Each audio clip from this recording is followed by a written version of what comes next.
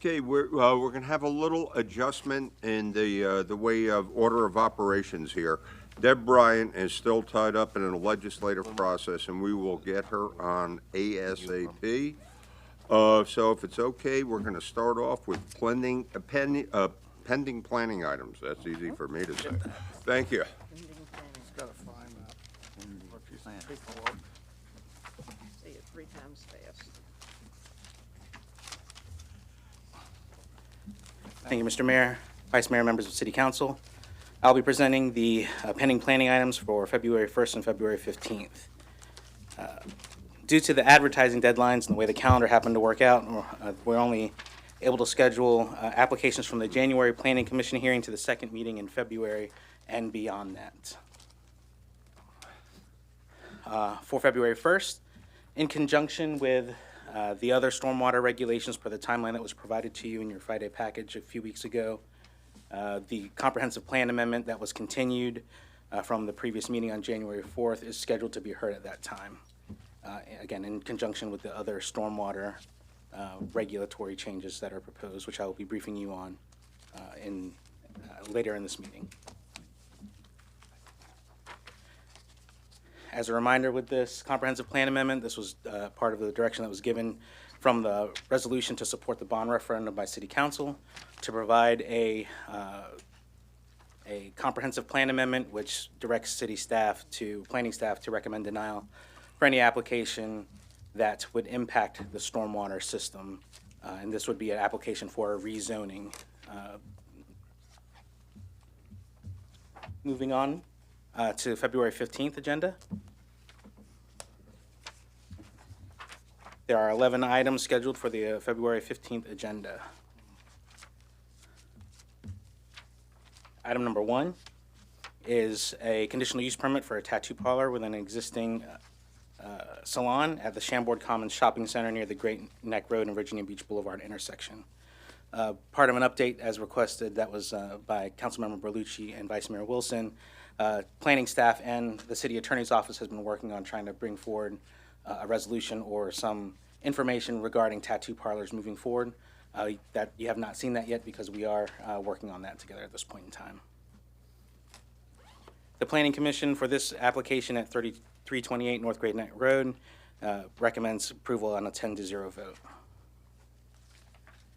The applicant plans on providing both traditional tattooing services and permanent makeup, known as microblading, within the existing establishment. No exterior changes are proposed, and there is no known opposition. Items number 2 and 3 are by Watson Real Estate 2 LLC. This is for a conditional use permit, a request for an animal hospital and a commercial kennel along North Landing Road between the Municipal Center and West Neck Road. The application includes the construction of a 1-story, 12,000 square foot building with 2 outdoor enclosures for the animals. Parking on site exceeds the minimum requirements by 36 spaces.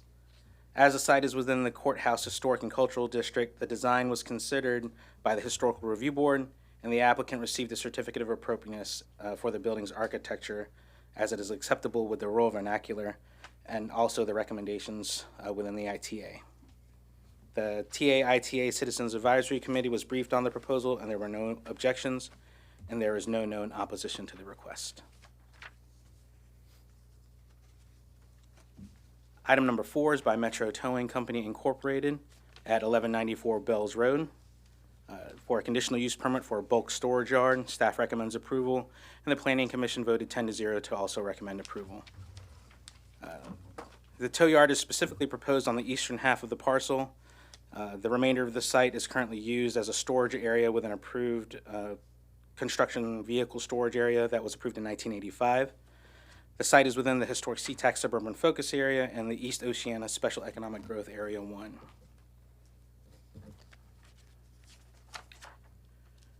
The property is located in the APZ2, which is the highest noise zone greater than 75 decibels, and is encumbered by a Navy restrictive easement, which limits the property's use, and that is included in the staff report, which you will receive in your Friday package with this item.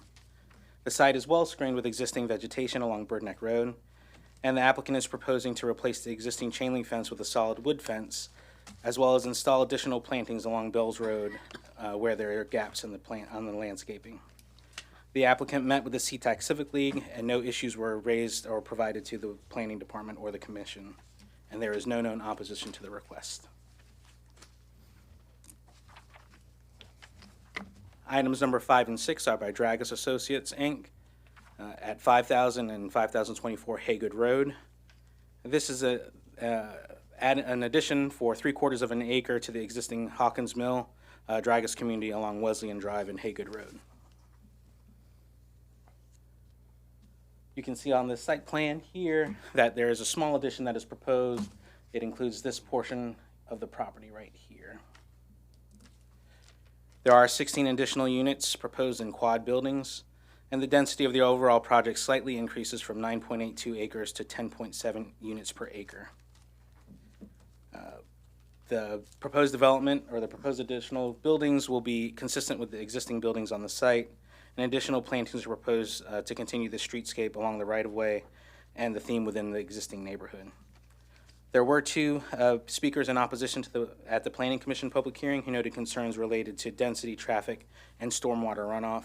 It is important to note that the existing vehicular access remains unchanged, which was part of the previous approval by City Council when the original development was proposed, which was to have the proposed access off of Wesleyan Drive and not off of Haygood Road, where it may have impacts on the existing residential homes. Despite the opposition, the Planning Commission voted unanimously to recommend approval to the request. And we will get all the verbatim of the opposition. Yes, sir. Thank you.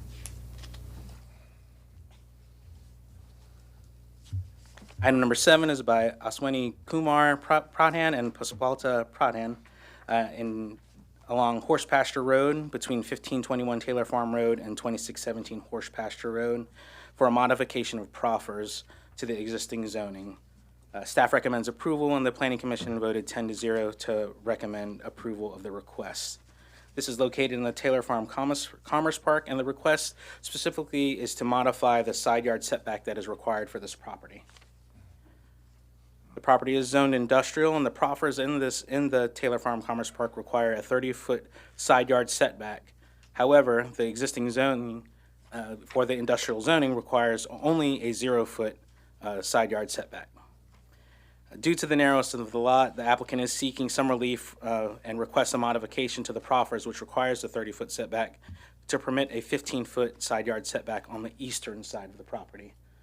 The applicant will still maintain the 30-foot setback as required on the western side.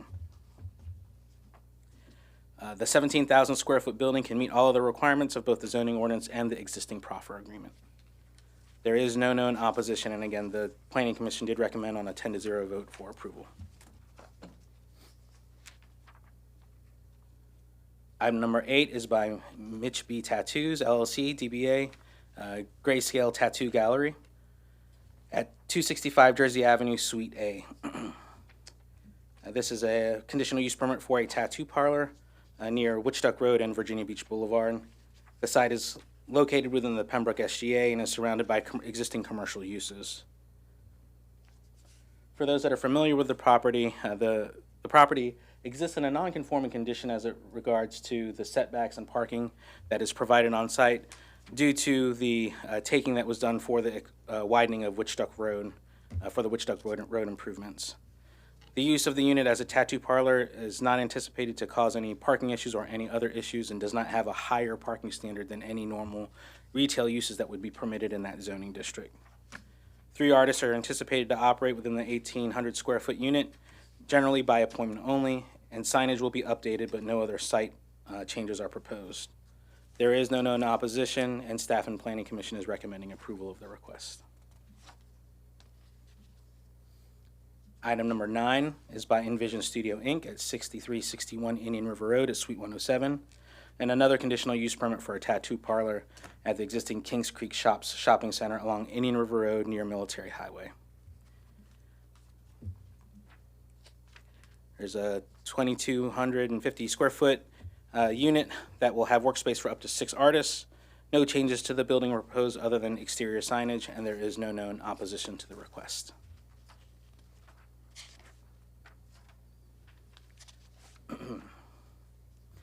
Item number 10 is by Mirong Newland at 3312 Princess Anne Road in the Lansdowne Commons Shopping Center within an existing salon in Suite 111 for a conditional use permit for a tattoo parlor. Again, this one is for permanent makeup only, known as microblading, not a regular tattoo parlor with regular tattooing services provided. No changes to the building are proposed or the signage, and there is no known opposition to the request.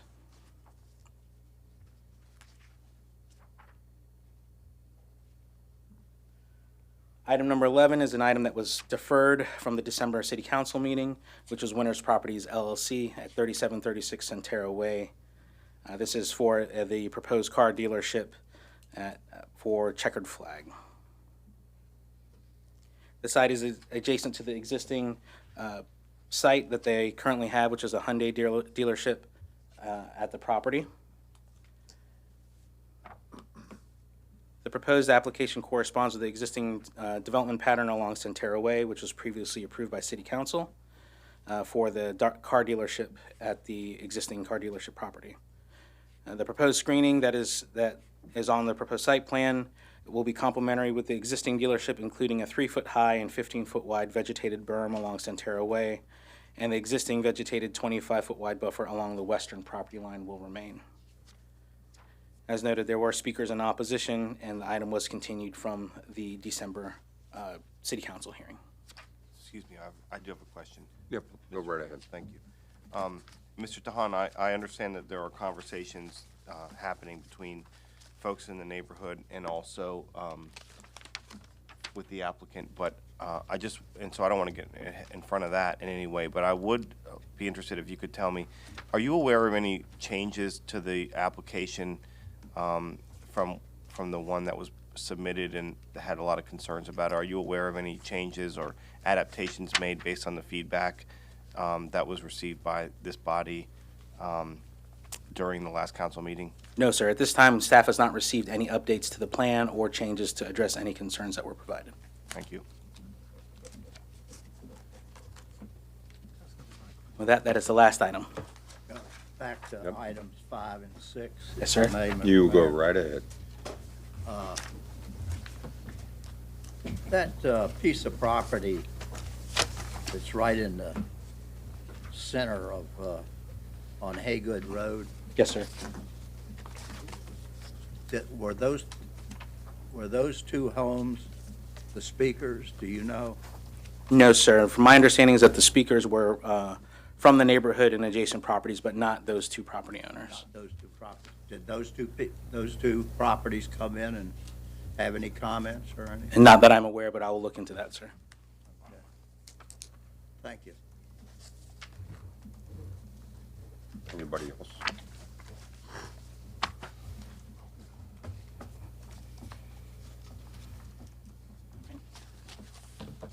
Thank you, sir. Okay, Mr. Dehaney.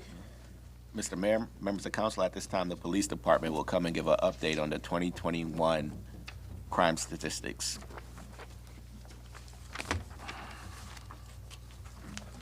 Good afternoon, Chief. Good afternoon, Mr. Mayor, council. Thank you for allowing us some time to come in and really speak about the great work of your police department.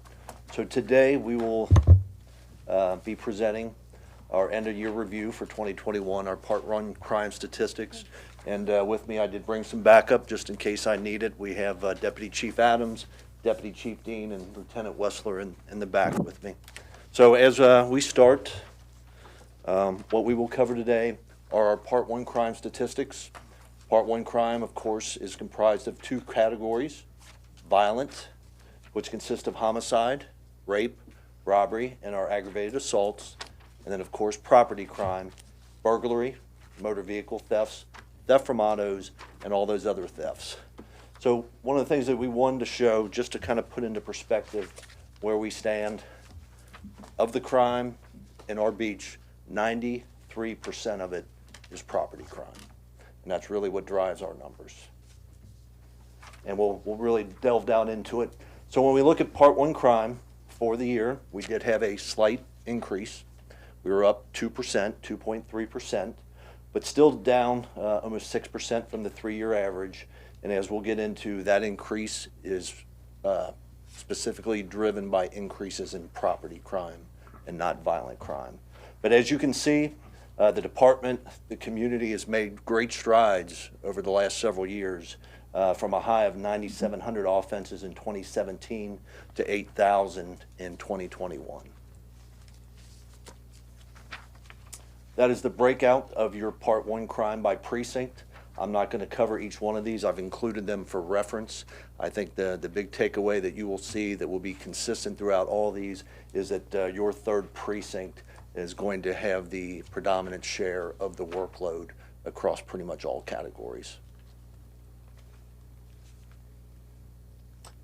So as we talk about property crime and we talk about our increase, it was up 2.5%, and it is primarily driven by the increase in theft from autos. We experienced approximately 400 additional offenses that we will drill down into on that specific slide.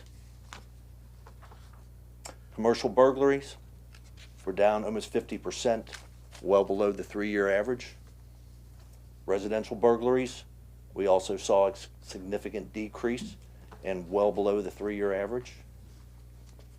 All the other thefts also show a reduction.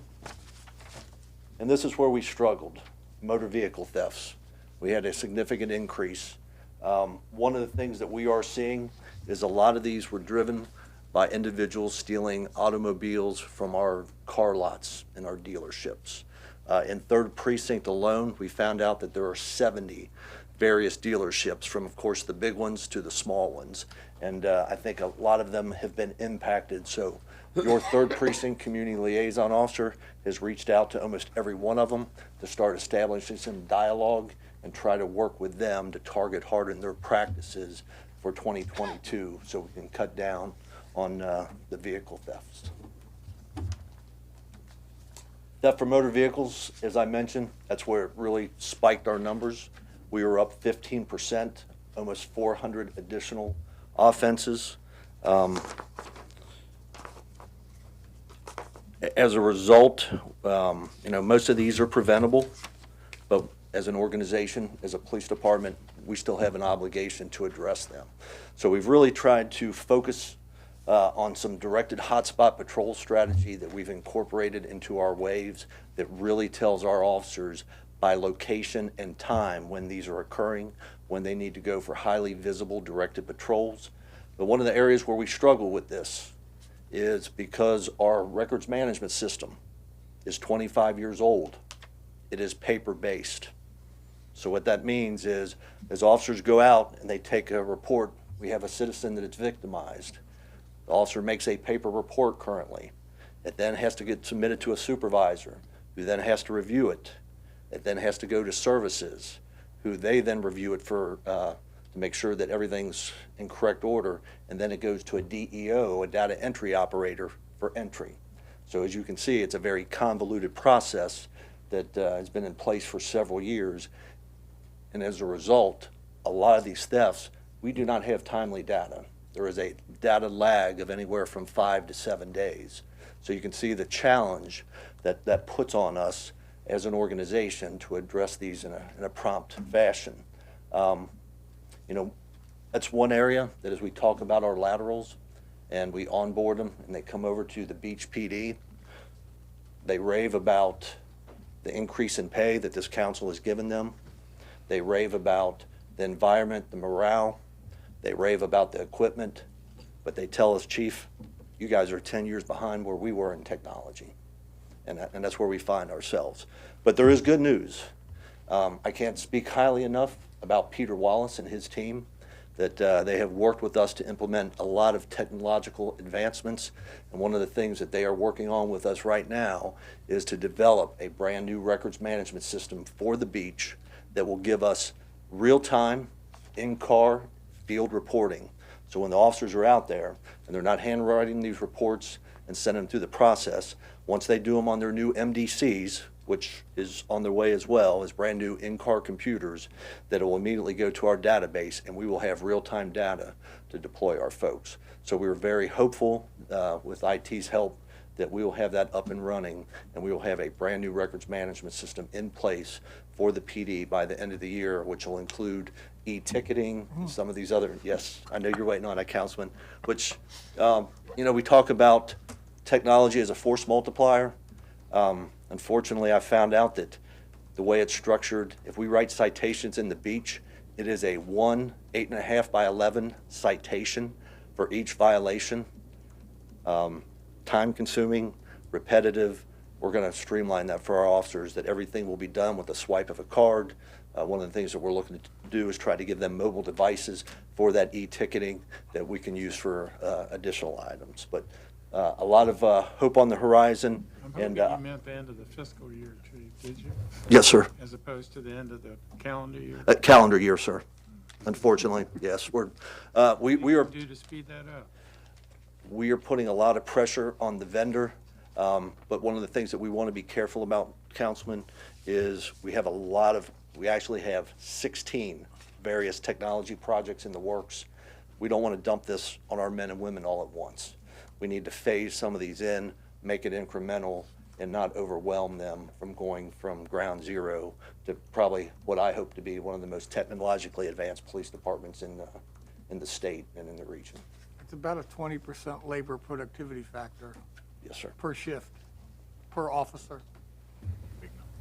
And those are your breakdowns by precinct percentage. And then we talk about violent crime, which is a concern to all of us. So for the year, we were down by 2 separate offenses.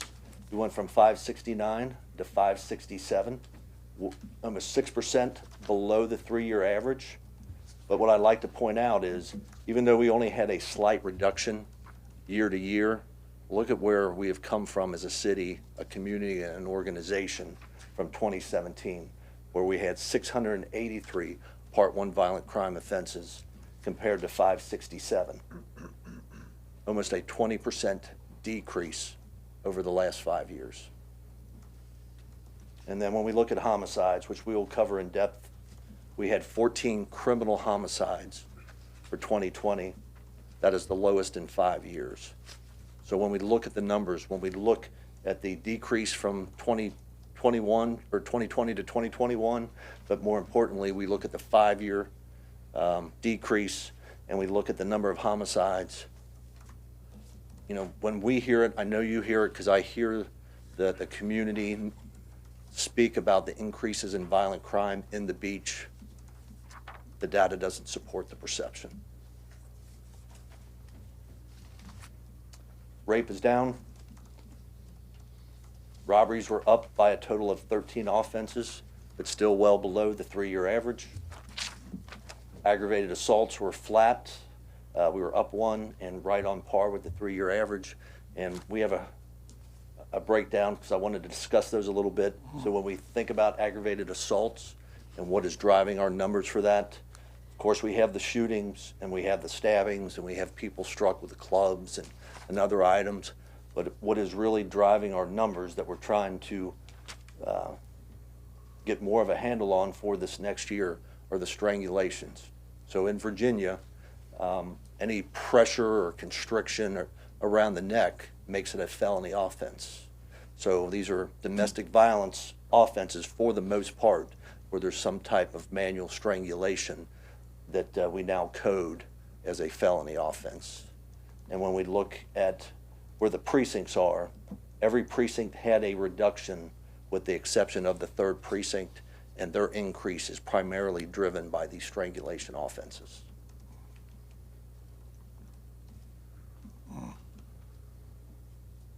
Total shooting victimization. I think we have some very good news that we'll all be very pleased with, is we reduced shooting victimization by almost 23% compared to the previous year. We had 11 fatal gunshot victims, 64 non-fatal, and I think the goal for this organization, the self-imposed goal, is for us to even lower that 75 back to what that 3-year average is for 2022. Shooting incidents were also reduced by 18%. So when we talk about shootings, and where they're happening spatially, we've discussed this, that we started off the year, unfortunately, with clustering down in the 227 zone, which is our resort area, oceanfront, as well as Western Bayside in the 326. So, council members, this is the last 90 days for the year. So you can see that we have not had any shootings in that 227 zone for the last quarter of the year, and we had significant disruption from what we were seeing previously in Western Bayside. Every precinct had a reduction in shooting violence, with the exception of 3rd Precinct.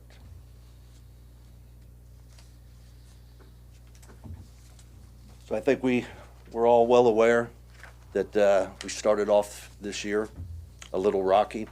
We had 3 incidents over 3 days with 7 victims to start out, and then unfortunately we had the mass casualty incident at the oceanfront on March 26th. Almost 20 of our shootings occurred within that first quarter. And then we regrouped, we put our heads together, put some new strategies and some new personnel movements to really get a handle on violent crime, specifically shooting violence, led by Deputy Chief Adams. And as you can see, we started to make great progress. With the red line, we dropped well below where we were the previous year and under the 3-year average. So it's where we had 21 total shooting victims for the month of June of 2020. We had 9 this year. And then as you can see, I remember presenting in front of this council almost immediately upon my arrival that we had an influx of shooting violence at the end of 2020, and we had 8 victims over 3 days. You can see that we avoided that, and we stayed right around the mean, and we finished strong for the year. We're reporting out criminal homicides.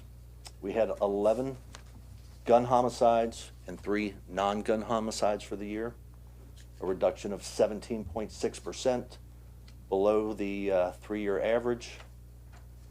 And these are where they were located spatially. Of those 14 homicides, only 1 involved a juvenile.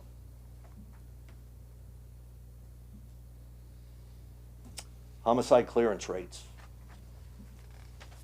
We had 14 homicides. We have successfully made arrests in 12 of those for an 85.7% clearance. We had 17 for the previous year. We successfully closed 13 of them. And then looking at the 3-year average, our clearance rate hovers right around 85%. If you look at the national average that was reported for the 2020 by the FBI, the national average for positive homicide closure is 54%. And what I will elaborate on is probably in 2018, 2 years before that, that national average was right around 64%.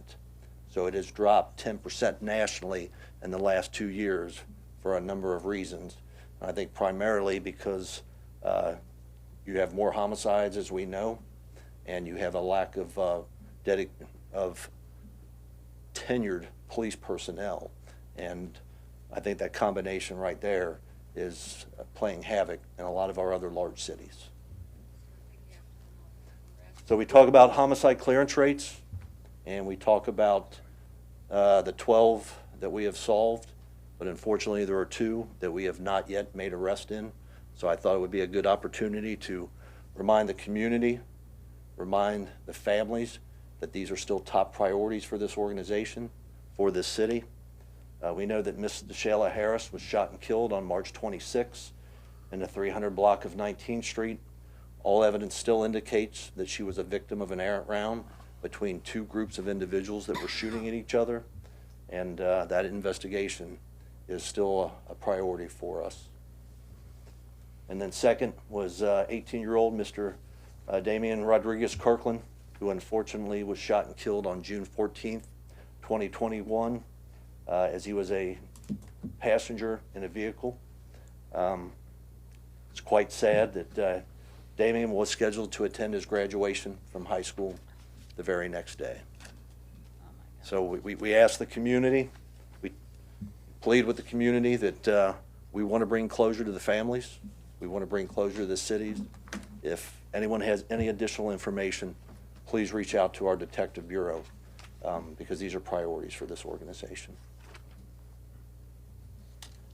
When we look at our regional comparison, I know the pilot got ahead of me before I could get in front of this body to present these numbers. But I think we're all well aware that unfortunately for our peer cities, they did not suffer, have the same success that we have had as a city, and that each of our peers had increases across the board in homicides, and that your city of Virginia Beach was the only one with a decrease for last year. And when we look at it from a per 100,000 resident, it does change the order of where we are, but I think it puts a glaring light on exactly how safe it is in the city of Virginia Beach.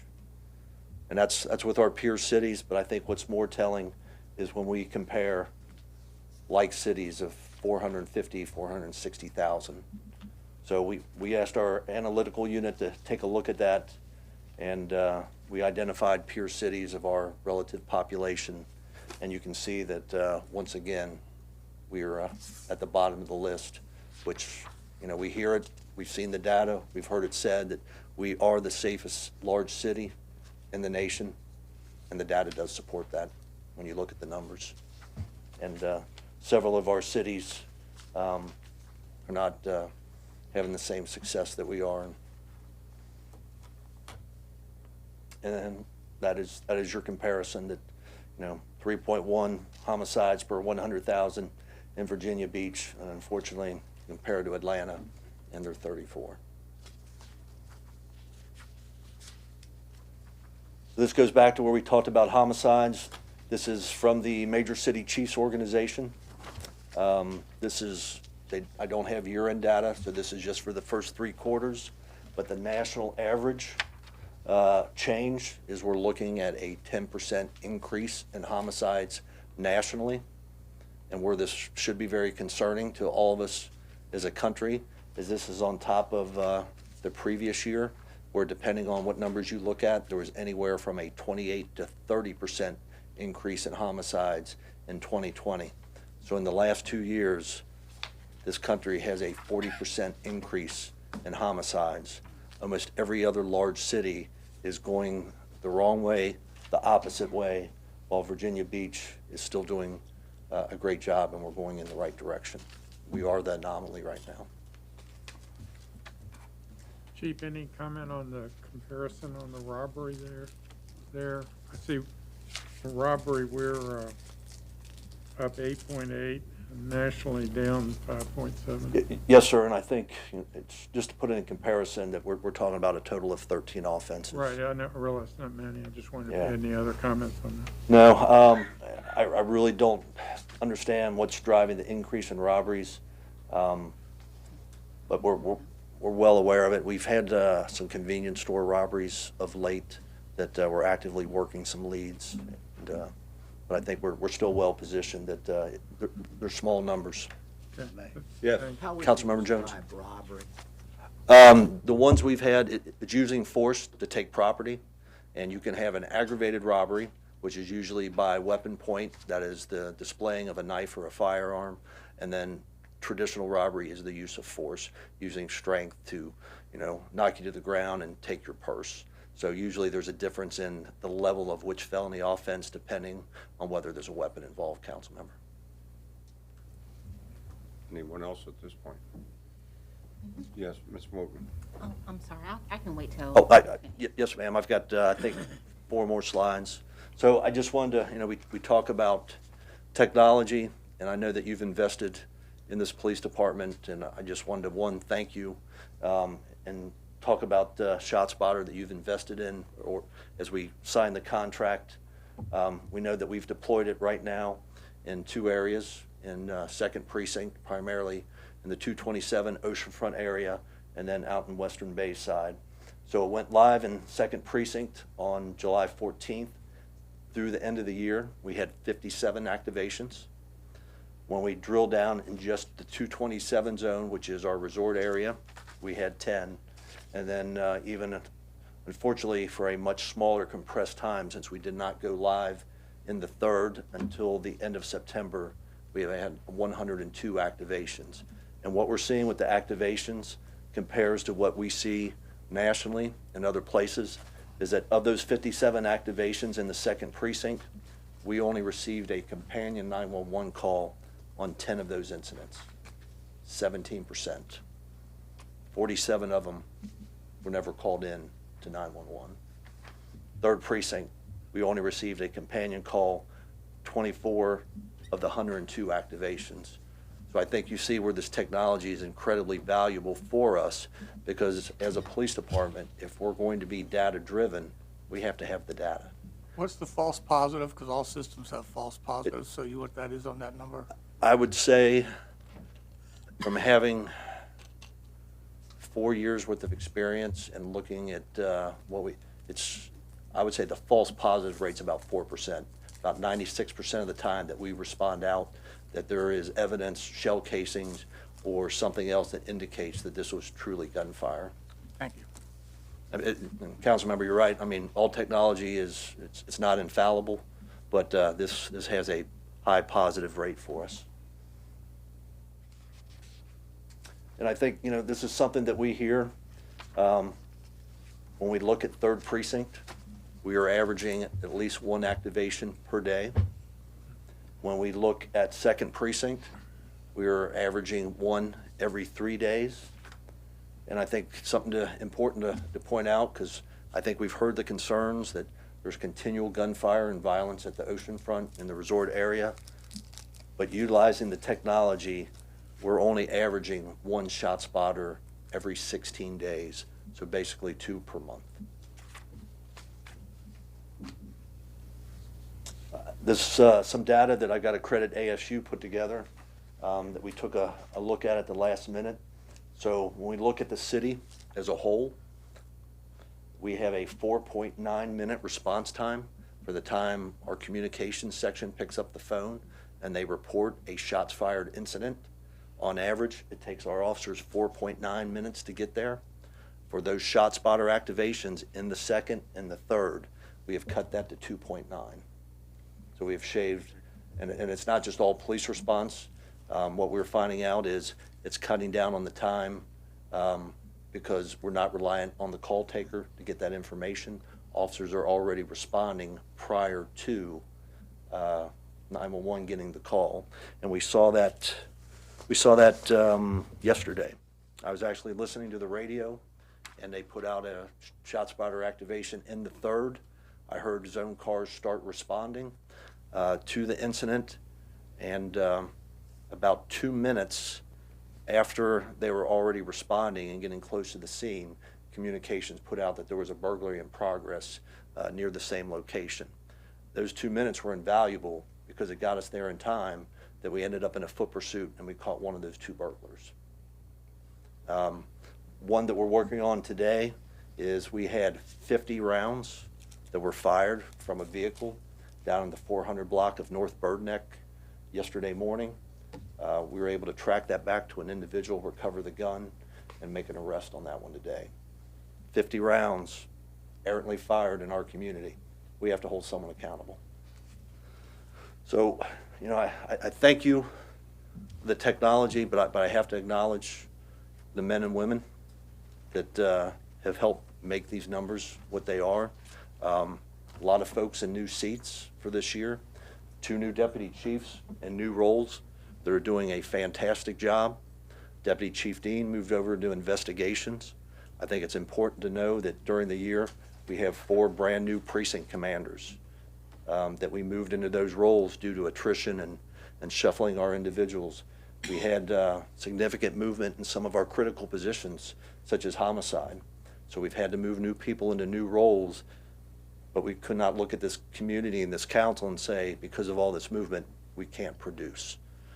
So the men and women have had some challenges. We know for most of the year, we've been down 100 positions. We're down 85 right now. We graduate a recruit class tomorrow, which we're very happy, and we hope that many of you will join us and attend. And I think there's some good news that 28 new recruits hit the streets tomorrow, but it's a very diverse group.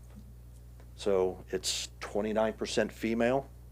I believe it's 21% African American, 11% Hispanic, and 3% Asian. So we definitely have some good news. But, you know, really one of the ones we have to thank are the men and women that are out there in the uniform, in the zone car, responding, protecting, and serving our community. They are really the backbone of this agency. And why that's continuing to happen is because they feel the support of this city, this community, and specifically this council.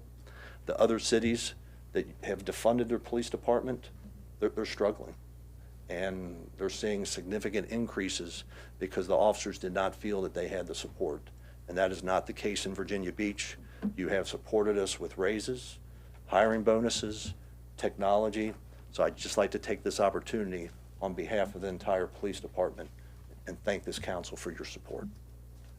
Okay, tremendously positive news. Questions and comments, Ms. Wooten, and then Ms. Wilson. Good afternoon, Chief Good afternoon, Newdigate. Councilmember. Thank you very much for your presentation. I know a lot of hard work went into it. Certainly thank, as you already mentioned, the men and women who support and make this happen every day. I do appreciate that. I also want to say thank you for putting a face to the name of victims of gun violence. And you mentioned Ms. Harris and then the other gentleman, is it Rodriguez? Yes. Very difficult to see that, but it sends a glaring message. And it shows us that victims of gun violence, senseless gun violence, they have a name, they have a face. And so I appreciate you doing that. Yes, ma'am. I do have a question, though, as it relates to, and specifically since it is Human Trafficking Month, the month of January, do you, because I know this is part one of crime statistics, do you have statistics coming up on human trafficking? Because from what I understand, and as I follow that issue closely in our region and in our city, one of the concerns is the statistics. So will that information be provided in a maybe a next presentation, or is that something that's going to be included in the future? Councilmember Wooten, I can get you that information. We can pull those part two statistics on what that looks like, and then depending on how you would like it, I can put it in a package for the manager to, or it's. We do right back. Yes. Sure, and I certainly do appreciate that. I'm wondering, though, because I remember seeing when I first came on council in 2018, those statistics were always included. I'm not sure why they're not included now. I remember the last few presentations, they were not included, and I don't know why, but I pay attention to those numbers as I do all of them. But I specifically remember those numbers and statistics not showing up after I got on council. I'm not sure why that is, but can we get that information back into our presentation so we can keep an eye on that? Absolutely. I appreciate that. Thank you very much. Thank you. Ms. Wilson? Well, thank you for such a wonderful report, and to the men and women who keep us all so safe. And I've said so many times, if your city's not safe, you don't have anything. So this is a really, really wonderful report, and we sure are glad you came here from Cincinnati. I appreciate that, Vice Mayor. And so it's also good to hear that, so we're only 100 officers down, is that right? 85 right now. So 85. we had been, and we've made some movement. Unfortunately, we've had 10 laterals that we put on, and unfortunately, we had 10 separations almost immediately after that. So the lateral program, one of the areas that I've found out, it's come to my attention recently is, and I know I've had some conversations with a good councilman, one of the challenges for us is we're trying to expand our recruiting footprint to move outside of Hampton Roads, but we are not structured to actually provide a validated entry test outside. So even if we recruit out, they still have to come to Virginia Beach currently to take that test. And I think we can all agree that that's not the efficient model that we need. We need to be able to take the testing procedure and process on the road, let folks understand that they've made it through the initial phase if we're going to ask them to come to the beach for follow-up testing phases. So that's recently come up that we're putting on our radar to try to work with HR to develop a process to take our initial testing phase on the road. Well, it's good as usual. You're ahead of the curve and trying to get on top of it. But this 85 is a much lower number than what we were. When you came here, how many officers were we down? Ma'am, it's about 100. We've been averaging right about 100. With the recruits, the probationary police officers that hit the streets tomorrow, it puts us right at 85. But this is really outstanding because it's been a difficult time to be a police officer in these last couple of years. So. And I think, we are seeing a lot of interest. Unfortunately, some of the interest, when we started this recruit class with 58, we're graduating 54, we're graduating 28. So some of them are not coming in mentally prepared. Some of them are not physically prepared for a number of reasons. We have a high attrition rate. That was a big concern that, I inquired about when we got here, and they've really kept me, Deputy Chief Witchendall's really done a good job of keeping me invested in what those processes look like, and I'm confident that it's not something that we're doing on our end to wash anyone out. It's just where we are right now with the caliber of and the quality of the individuals that are Well, it looks applying. like we're going to be still able to hang on to the safest city of our size. Yes, ma'am, and that's, Thank you. Please let everybody know how grateful this council is. thank you. Okay, Mr. Branch, then Ms. Henley. Thank you, Mayor. Chief, I agree with everybody. That's a great report, and one of our calling cards, obviously, is that safe city, and looks like we're maintaining it. And I will be very interested in your presentation during the budget process so we can make sure we're at the cutting edge with technology and personnel and everything. Just wanted to mention the great job Captain McBrien is doing down at the 2nd Precinct in his community policing efforts. I've witnessed those firsthand, and the new strategies that you all have employed this year to interdict weapons and all that is making a huge difference. And I guess my one question is, are we getting any transfers from other police departments nationwide that are leaving their police departments due to lack of support? No, unfortunately, and that's where we're struggling is wanting to expand our footprint beyond Hampton Roads. We do have interest from other Hampton Roads police departments, but I have to be very cognizant that we're all struggling for the same finite pool of individuals. First and foremost, Virginia Beach is my #1 concern, but we also have to have a good working relationship with our peer cities, and some of those police departments have it much, much worse than we do. So we have to be very tempered in trying to attract that limited talent pool, and I think that's why we really have to expand our footprint and our reach beyond Hampton Roads and try to reach those individuals that are with departments that don't feel supported. So I've asked them, it came up from a conversation with the good council member Moss, and that's how we came to find out that we wanted to expand our reach to maybe Chicago or some of these other areas, but we don't have the testing capability to go up there and do it. So right now, sir, I don't know that it would really do us much good to go up there, but it's really going to be hard to encourage folks to come take a test to see if they pass, that want to come back and go through the process. Well, I'm sure Mr. Dehaney will help expedite closing that gap. Yes, sir, I know he will. Could you send someone up there to give the test? And I think that's the problem is we don't have a transportable testing process, and that's what we're trying to work through and what that looks like. Well, I think you're going to have our support, with any of that sort of things that you I've been need. pushing. Yes, sir. Ms. Henley.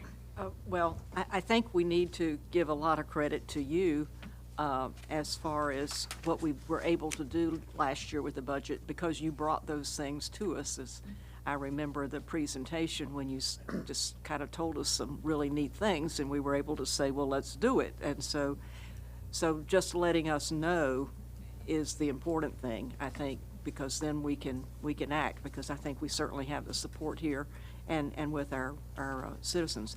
And, the number of 14 homicides being down is good, but, it's 14 too many. Absolutely. And just looking at how you define robbery and the aggravated assaults, both of which, are increased, and I'm just an amateur, but it seems to me that there's a fine line between what could trigger one of these to become a homicide because of some actions or so forth. But then we have to say, well, what is causing those? Are we looking, when you're determining these crimes, like the aggravated assault or the robbery, do we have a cause? Do you go far enough to know what is causing these things so that we can get to the root of things to prevent it from beginning to, because that's what we really need to work on. And I think when we look at those aggravated assaults, a lot of those are familial fights that, absent the manipulation of the neck, would be a misdemeanor domestic violence offense. And we're making arrest in the vast majority of these because these are known individuals. They're either family members or some other type of acquaintance. So these are not stranger incidents. So we're making arrest in most of them. I think it'd be premature to say that it has anything to do with COVID and additional people in the house, but I can't say that it doesn't have a bearing on it. Well, it's still getting to the root cause Yes, to ma'am. prevent the whole thing, and any ideas you have are welcome. Thank you. Yes, ma'am, and that's our goal. We've been, that's one of the top topics that we've been looking at in our internal stat process, is looking at what is driving the strangulation aggravated assaults, because we know that they're definitely inflating our numbers, and we would like to reduce those. Yeah, that was a factor and a number I didn't expect to see. But And that's exactly why we put it in there, because it actually surprised me. And it's just, there is some differences in Ohio. Those would not rise to the level of a felony unless there was serious physical harm. Virginia, I think, has really taken a very strong proactive stance to make them a felony because they don't want them escalating into a homicide or some other serious physical harm. well, we'll have to work on that. Thank you. Yes, ma'am. Mr. Moss and Mr. Rouse. First of all, congratulations on an excellent report. Retention always starts with leadership, so you're well due to recognize for that as well.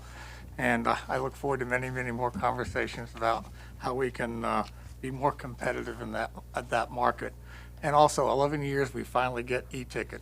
I didn't think I'd still be here maybe when we got it. So thank you for all the team for delivering on that, because I could see the cops filling out all those forms 4 or 5 times in a car, and that's a lot of time off station for a traffic accident. Yes, sir, it is.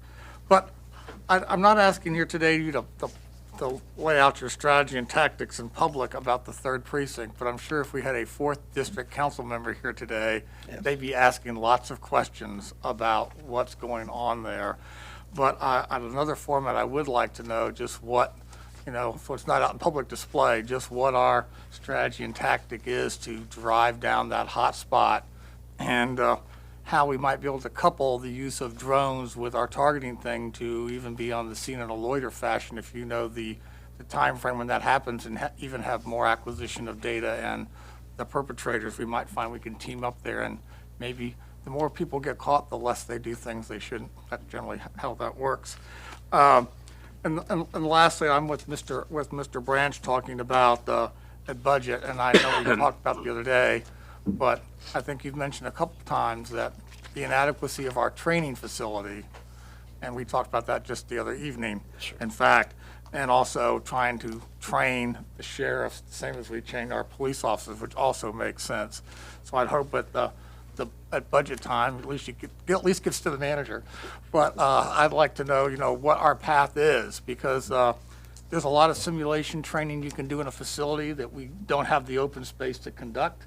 I know people qualify people on guns in simulation and also hostage situations, and all those things can be done today that you couldn't have done years ago but are done in facilities. And I think that continues to increase our proficiency of our police force. But I do remember at the last graduation ceremony, the young lad from New York who joined our police force, who came from another department.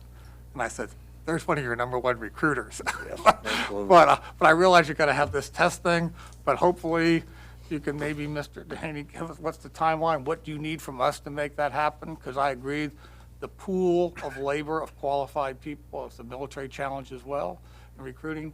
We won't be able to solve that just within our local geographical area, even if we were robbing other places, poaching is, I guess, a nice word of saying. And so we really do have to expand, and we need to close that gap, because I do know I've always talked about force fatigue. If you're constantly working overtime and comp time, that is not work-life balance. And I know you've done a lot of things to try to get there, but when you're carrying an 85, that's a big difference, 85 people spread out a lot of precincts. That's still a lot of stress factor out there, so Chief, keep us informed. Like I always tell you before, don't assume risk for us. If you think there's something that you need, that you want from us, ask. We may not be able to afford it, but then that's our problem. Don't be the most senior person to know something. So that was always a thing I always practiced, and I hope you continue to do the same, and thank you for a job well done. Thank you, Council. Thank you. Mr. Rouse. I think, Mr. Manager, did you have Ms. Barber. Chief, I think you should also articulate that you are looking at, because council did authorize you the ability to do a staffing study as well. And it's likely what's going to come back from that staffing study is that the authorized strength is probably 85 short, but once you look at the scale, the breadth, and the scope of the Virginia Beach Police Department and the area that it patrols, it's likely a bigger number that we should have from a personnel standpoint as well. So council should just keep that in its mind. It's not something that we are going to tackle in this budget or tackle in the next year or two, but just understand that we're probably operating at a much smaller police force than we should. I think I've made it clear there's a lot of things that I would like to do if we had the personnel to expand our community engagement efforts, to focus on some of those violent crime initiatives and really drill down into them like Councilmember Henley indicated. It just really goes back to capacity. Okay, Mr. Rouse and then Ms. Henley. Thank you, Chief. Good to see you today. Good to see you, sir. Last time, or pre-pandemic, we had an opportunity to walk Green Run community, specifically Twin Canal, listen to the residents about the shootings that happens in that area. As I take a look at the ShotSpotter statistics that go on in the 3rd precinct, that area falls in the 4th precinct, correct? Yes, sir. So I'm curious, what has been the statistics since we last met within that specific area, the Chimney Hill, Timberlake, Green Run area, as far as shootings in that area? Have we made any leeway in that effort? And I think we have, Councilmember, but that's for documented individual shot, because those are very easy to calculate and tabulate because we have an actual victim. I think where we see, and like I said, where we struggle is it's the shooting incidents where someone's not struck. Mm-hmm. It's hard to say we're having any success because 80% of them are not being called into 911. So that is definitely an area that we can take a look at, and if this council feels that we should explore the technology for that area, I'm willing to do that, sir. Absolutely, and I just want to take this time as well. I live in that area, and about a couple weeks ago, there was actually a traffic stop. It's about 3 a.m. in the morning. I sleep late.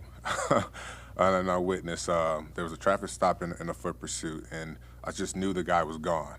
But the officers caught the guy, and I'm running through my house trying to see what's happening, and they caught the guy, and I was really proud at that moment of our police force, especially the men and women in the 4th precinct. We talk about the physical endurance and everything it takes to be an officer. Well, they make sure they're on top of their fitness game. So I just want to commend the 4th precinct again and all your officers, and thank you what you do. I appreciate that, Councilmember. We'll definitely take that back to Captain Witchendall, who's the 4th precinct commander, and relay that. Okay, Ms. Henley. Something that Mr. Moss said kind of triggered me to think of the situation that happened in Texas a week ago with the synagogue and the hostage situation, and what we're hearing about the fact that they had been trained as a group. And, we tend to think, well, those things won't ever happen here, but we learned that things do happen here that we don't think would happen here. Do we do any such thing as that? Are you on top of these things? Yes, ma'am, we do. We do active shooter training for anyone that asks us. And actually, Councilmember Bellucci and I have an upcoming meeting with our Jewish partners, then make sure that the PD is supporting them in every way possible. So a couple weeks, sir? Yes, sir. Thank you. Well, I don't think it's, limited to any one group, and, I've been troubled that there has been just some reports that said that even faith-based in general places may be the targets of terrorists, and I know Virginia Beach is very lucky in having a lot of faith-based organizations all over the city, and I think, it doesn't. We've seen it happen. I believe there was one in Atlanta a few years ago at a Baptist. It's hard to predict where any place could be a target, and it's sad that we have to think that people need to be trained for such things. But as long as we're offering it to everyone, Yes, ma'am, we are, and maybe it would not hurt us to put something else out in the community to make sure that they're well aware that we offer this type of training. And I know we can partner with Mr. Freeman, and he's got a background in a lot of this to make sure that we're accommodating all of our citizens at one time. thank you. Anybody else at this point, Mr. Moss? Well, this is a biased question because my wife's aunt is one of the unsolved murders in Virginia Beach, Patsy Cowan in Larkspur many, many years ago, 1981. But I'm just interested on cold cases at a later date. I'd just like to know how many you have of those. And I realize you have, the present consumes your time, but I know my wife's going to ask me if I ask that question. So I figured I better ask it. But anyway. I see Deputy Chief Dean's in the back. He is eager and willing to take that on and get you all that information, sir. All right, thank you very much. So, thank you. I appreciate your time. Thank you. Anyone else at this point? Chief? Chief? Chief? Mayor, I'm sorry. I just My got name is Lon. I do feel compelled to make a couple comments, one of which will be social and fun. I just want to thank you for acknowledging the efforts of this council. And when a lot of folks were out there calling to defund the police, we funded the police, whether it been with technology, with salaries, and just doing things. And I think a lot of cities, quite frankly, that defunded the police are having some buyer's remorse now. And, it takes a lot of work to be the safest city in the country every year, but especially with the challenges that we have. We were talking about some of the causes of this. And, in our discussions with the governor, when we wanted to get the beaches open, we discussed the things like anxiety, depression, suicide. We talked about the increases in alcohol and drugs, but also the tremendous spike in domestic violence. So when you think about it and put our statistics in a perspective with everything that has been going on, I tell you what, it's really reflective and outstanding. And if I can make two other points, the one thing over time was always the pressure to lower the standards of the individual officers and get the warm bodies in. That was never done. I mean, your screening, whether it be not only physical but psychological and everything, you have some extremely well-trained, articulate, savvy officers out there. And I think that is reflective of what's going on. But it also, I think one of the most encouraging things that we can't miss is when you're talking about the new class with the diversity of that. I think that sends a message that people are figuring out that Virginia Beach is a place that is not only safe, but people really want to live and work. So, I think that is tremendous. Now, Council Lady Wilson mentioned you were from Cincinnati, and I want to congratulate the Bengals. I'm sure you're happy about that. And Two more games, Mayor. yeah, but but once again, being a Giant fan, we will once again, that team will be once again watching the game from the comfort of their living rooms, and we've been doing that for a number of years. But tell you what, you got a lot to be proud of. I think a lot of things you and the manager encountered in Cincinnati and everything. You really come here with a whole new perspective. that, is taking Virginia Beach to the next level. I just wanted to thank you. I appreciate that, Mayor. You got it. Thank you all. Thank you, Chief. There's a lot more briefs like that. Is Deborah on? He's not. Okay. All right. Mr. Mayor, members of council, at this time, our planning director and our public works director is going to give you an update on the stormwater regulation work group meetings that we've been having every Friday. These will be the revisions that we're proposing to the stormwater regulations that will come before you, I think, next week for your review and consideration. I just have one add-on, if I could, Mr. Mayor.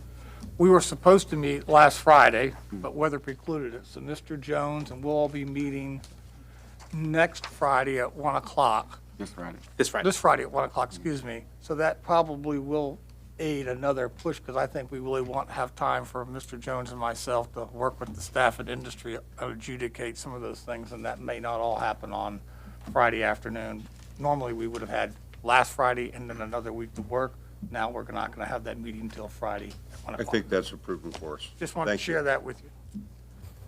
Thank you, Mr. Moss. Mayor, members of the City Council, as the manager noted, we just want to provide you a quick update as we move forward to go through the regulatory changes that were proposed with the Stormwater Work Group. We have a very quick presentation for you will review the timeline, as Mr. Moss noted, with the potential push due to the compressed timeline that we have at this moment. An update on the comment period, and where I'll request LJ Hansen, our Public Works Director, to provide kind of his input on some of the comments that we received and kind of his viewpoint of where we're at with this proposal. And then also provide City Council an update on the amendments to the Floodplain Ordinance, which is also a part of this. There are amendments that are required to get the Floodplain Ordinance up to speed, but also where we relocated some of the regulations that were in the stormwater management regulations into a place where it should belong, which is the Floodplain Ordinance. So just very quickly, on December 14th, we provided an initial City Council public briefing on the proposed regulatory changes. On December 21st, we published the proposed changes to the document and had a comment period from December 21st through January 14th, and with the blessing of Councilman Moss and Councilman Jones, so that we can provide more time for the public and the consulting engineers to provide comment. On January 6th, we did brief the Planning Commission on the proposed regulatory changes and did talk through, again, the comprehensive plan amendment that was required. We had that on a Thursday evening, just to kind of have them understand what the impacts are and what the changes were that are being proposed. January 18th, we were supposed to provide an update to City Council. We got pushed due to the timing of some of the presentations that day. On January 21st, again, as Mr. Moss noted, we were supposed to meet, but snow chose otherwise for us. That being said, staff has been reviewing the number of comments that we received and has been able to provide some response to about, I believe it's probably 90% of the comments that we received. Some of them, there are no comments to be provided by staff. They are policy comments that should be reviewed by City Council. January 28th, our hope, and probably is to provide in your council packet all the information that is provided with updates. And then February 1st, as Mr. Moss noted, will probably end up being deferred to provide more time for staff to review. We received the majority of our comments on the last day of the comment period, unfortunately, and with another significant amount of the comments coming that Thursday.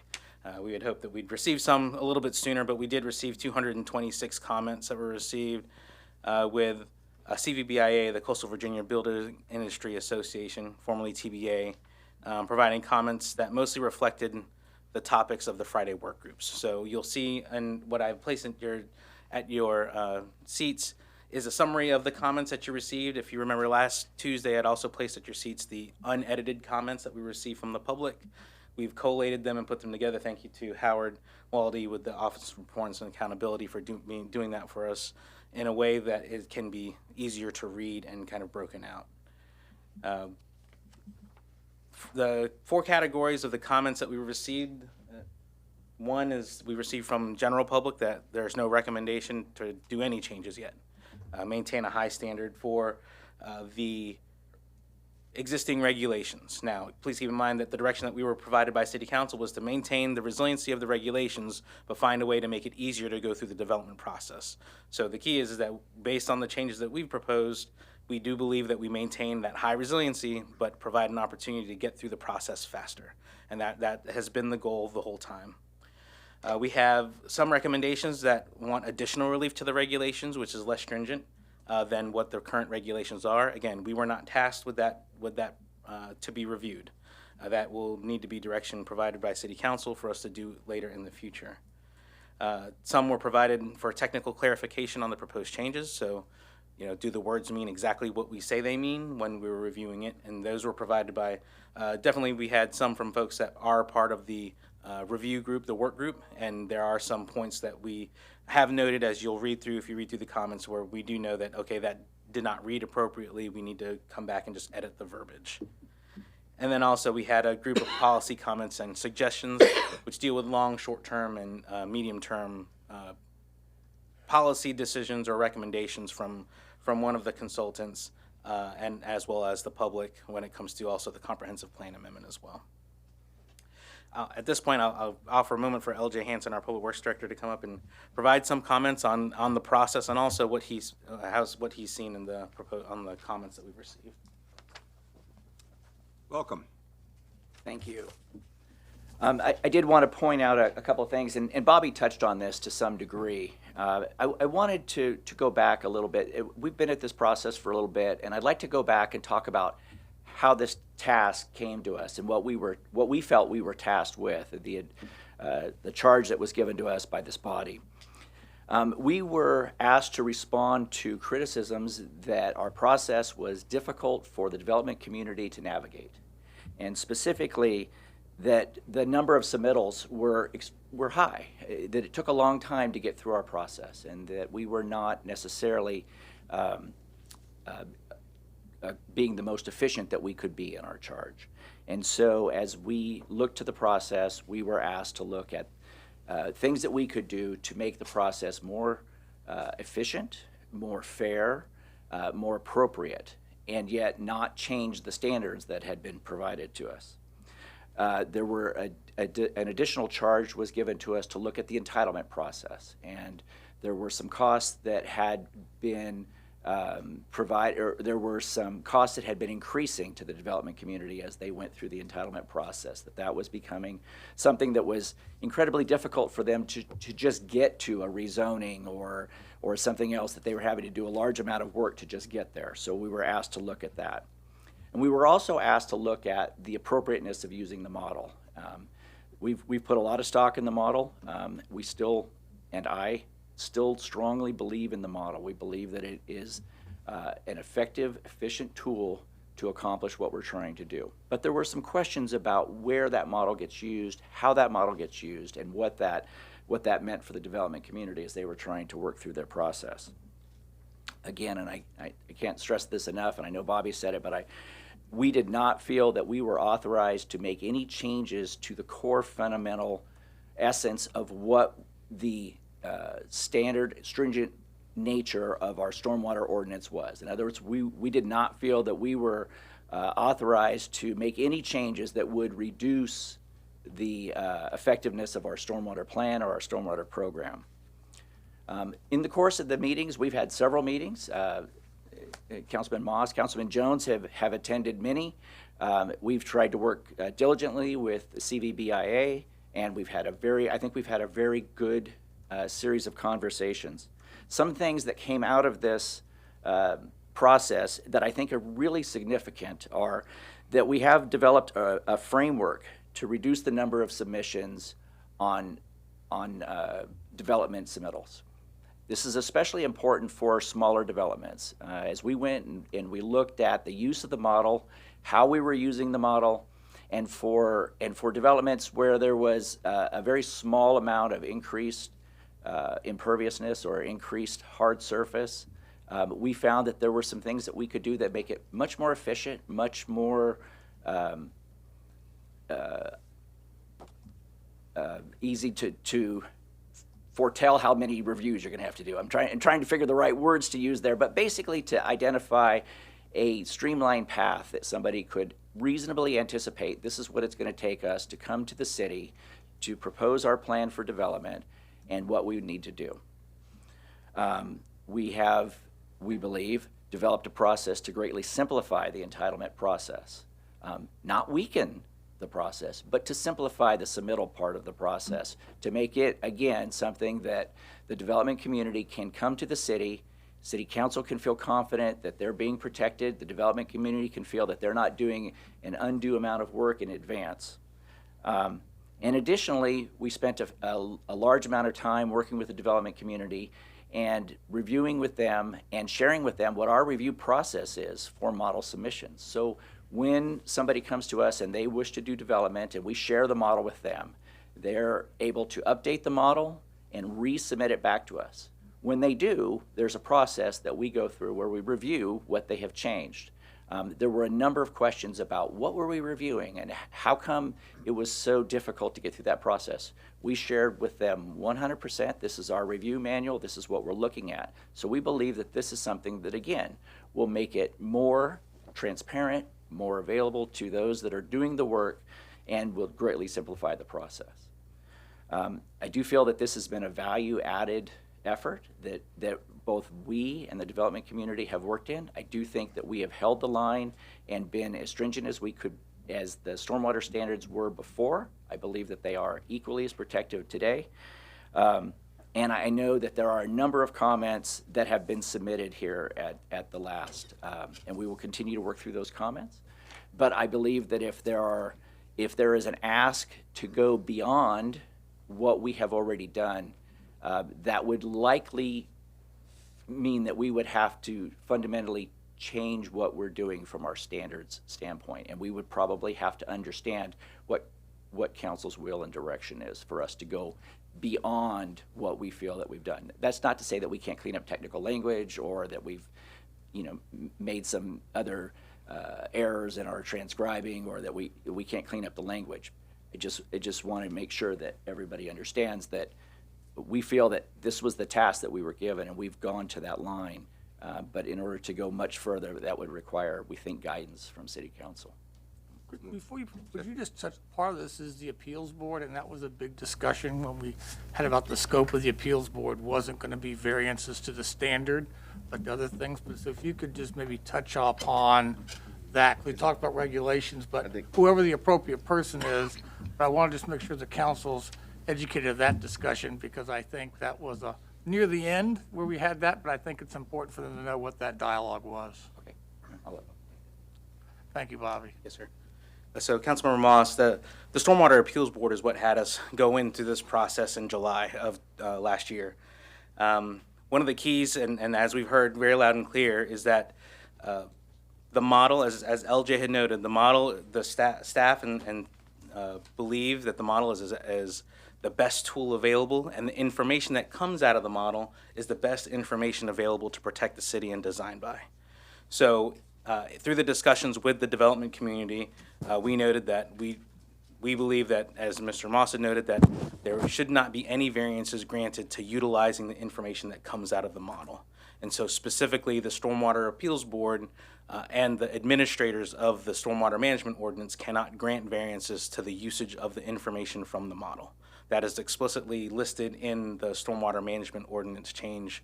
It's by reference to a code section, but that is one that they cannot grant a variance to. The other issues with the Stormwater Appeals Board also dealt with the makeup of the board. The Stormwater Appeals Board currently now has 3 city staff members as part of the appeals board to adjudicate the issue, which seems a little backwards when we're the ones that denied the variance to begin with, which would be an administrative variance. So it would create an appeals board that allows for those that are have a background or education in stormwater management to be members of that board. But to put clarity as the public views it, when you talk about not granting variances, it's variances to the no net discharge standard. It's also the 20% increased rainfall and the actual number that comes out of the model. Well, that's important for the public who's watching, because I'm sure I'm not the only council member who's gotten calls from residents and whatnot, making sure that these changes aren't moving us away for what we promised people we were trying to achieve with our bond project. So just want to make sure that they knew that we are not lessening that standard. Yes, sir. Thank you. Am I missing anything else, Jay, on that? And again, Mr. Branch. Thank you, Mayor. So we have been discussing this at the Process Improvement Committee, and there's another meeting tomorrow. And the committee feels that they could be of assistance to the city once these changes are adopted in monitoring the improvements in time that these permits are issued and the resubmittals and all that sort of thing. And I'd like to bring something back to council at some point for your consideration as to how to best utilize the Process Improvement Committee. They are also very supportive of further involvement of the Planning Commission, and I noted that you had briefed the Planning Commission, but certainly getting them totally up to date on these standards and what we're doing and the best way to utilize the Planning Commission, I think, is important as well. So we'll have a meeting tomorrow, and I think maybe come back at a future meeting and talk about the Process Improvement Committee and how to best utilize them in monitoring the changes that we make. And I believe you have a baseline of what we've had with the ordinance, and then we could compare that when we have the changes to see if we are having improvements and of that nature. Is that doable, Mr. Ton? That is the plan as part of the manager's permit stat initiative with VB Stat. That is part of what we will be tracking and providing that information as well. So yes, that is the plan. So any suggestions of the best way to utilize the Process Improvement Committee? The mayor and I are liaisons to that committee and would be most welcome because they are ready to be helpful for us in this. Thank you. Yeah, Mr. Moss. A point I've made with people from the industry who've called me is that the changes that we're all in agreement with, the more we delay, the benefits of those being in place are also delayed because it means the very regulations that they'd like to get technical changes to that are warranted, the very things that allow us to make the process move faster are being delayed. And they said, oh, you're right.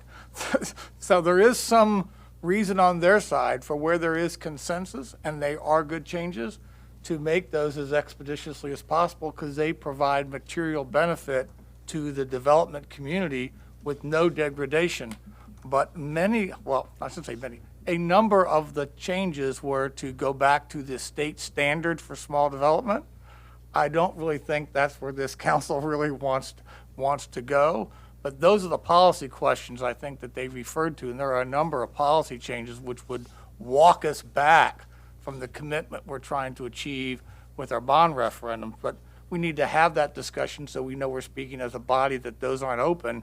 But part of our discussion was this group would continue to meet, because I think LJ and both top industry saw there was a continuous need. And one example of just is we were able to reduce the freeboard from the fill from 2 to 1 foot. That's pretty significant. We were able to allow the garage to be different from the fill for the structure. That's significant. So there's a lot of things that we did that were smart.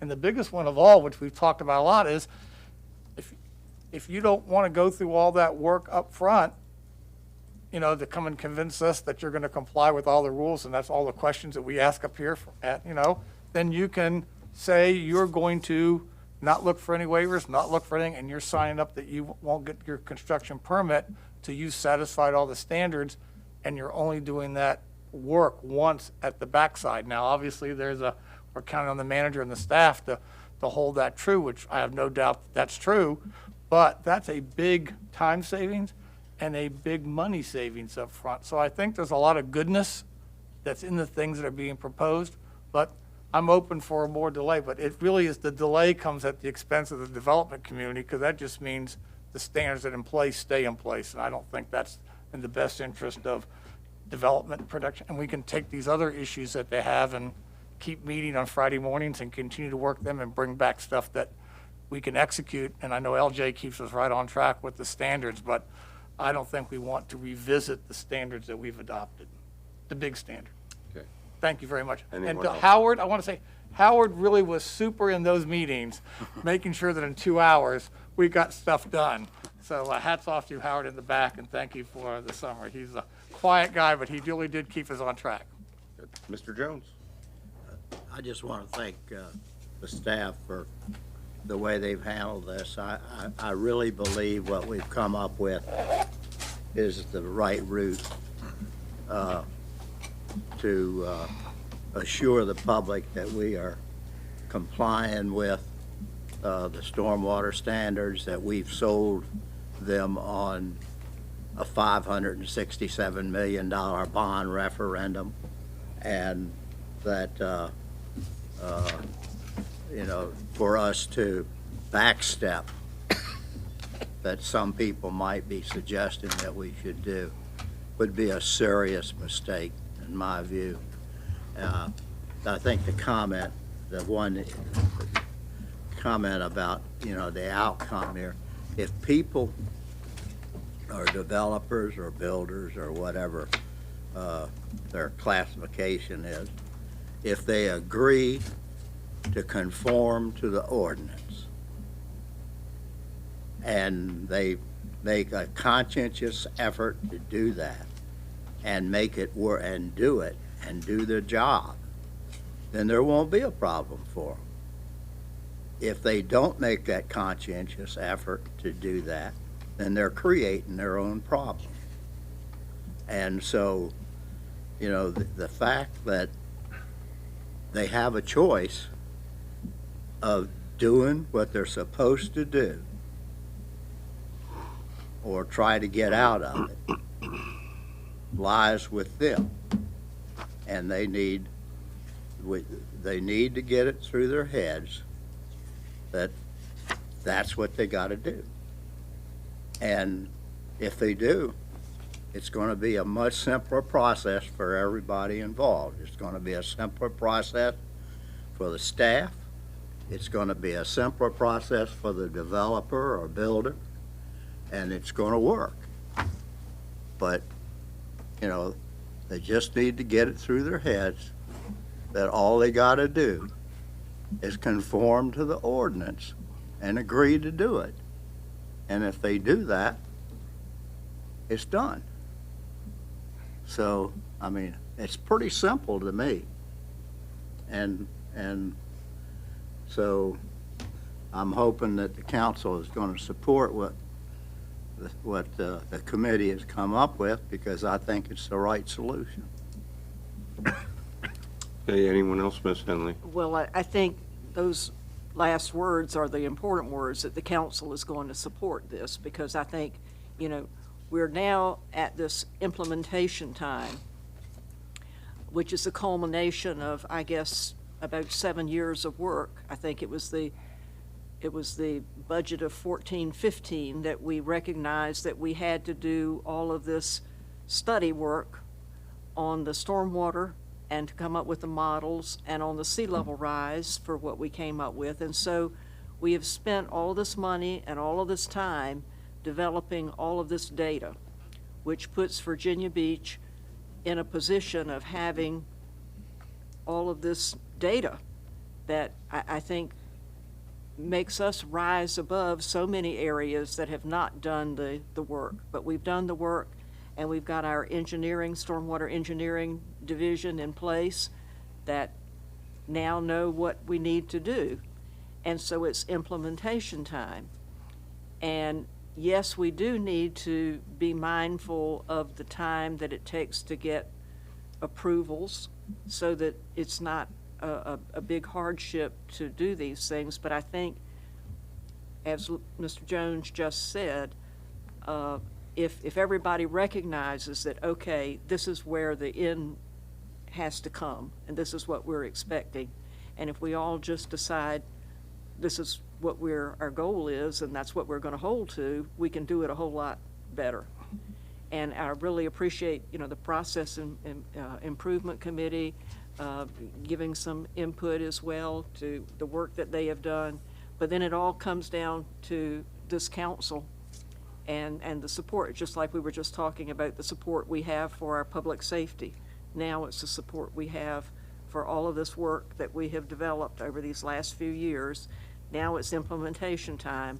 We're really going to use it. That's the standard we're going to use, and that's the standard we're going to use. So, certainly from my perspective, you know, this is the message we want to send. And I really appreciate all the time these committees have put into working out the glitches, because they're bound to be some when you start to implement these things. And but I think it's up to us to make sure that we send the message that this is it. We're going to get there. Hey, anyone else? Bobby, let me just say this, appreciate all, the work that a lot of people have done. But I think the ultimate goal is to find that balance that creates the win-win, that makes us the city of yes.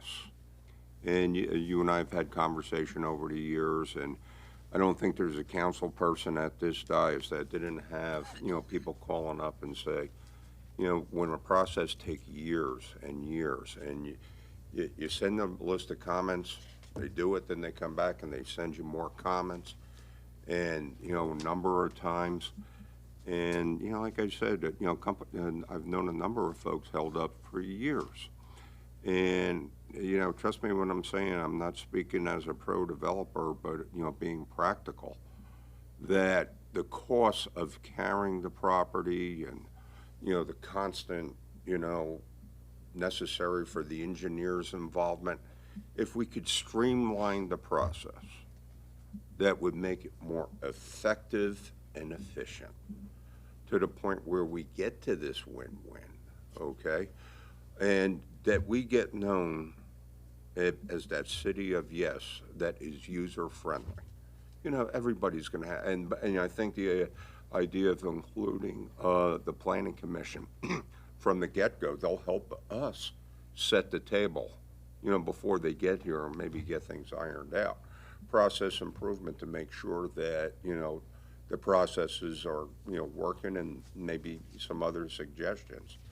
But, the other thing is, we can talk about permits and inspections. Sometime we're still having some rough areas in that area, with, because once they start building the structures, look,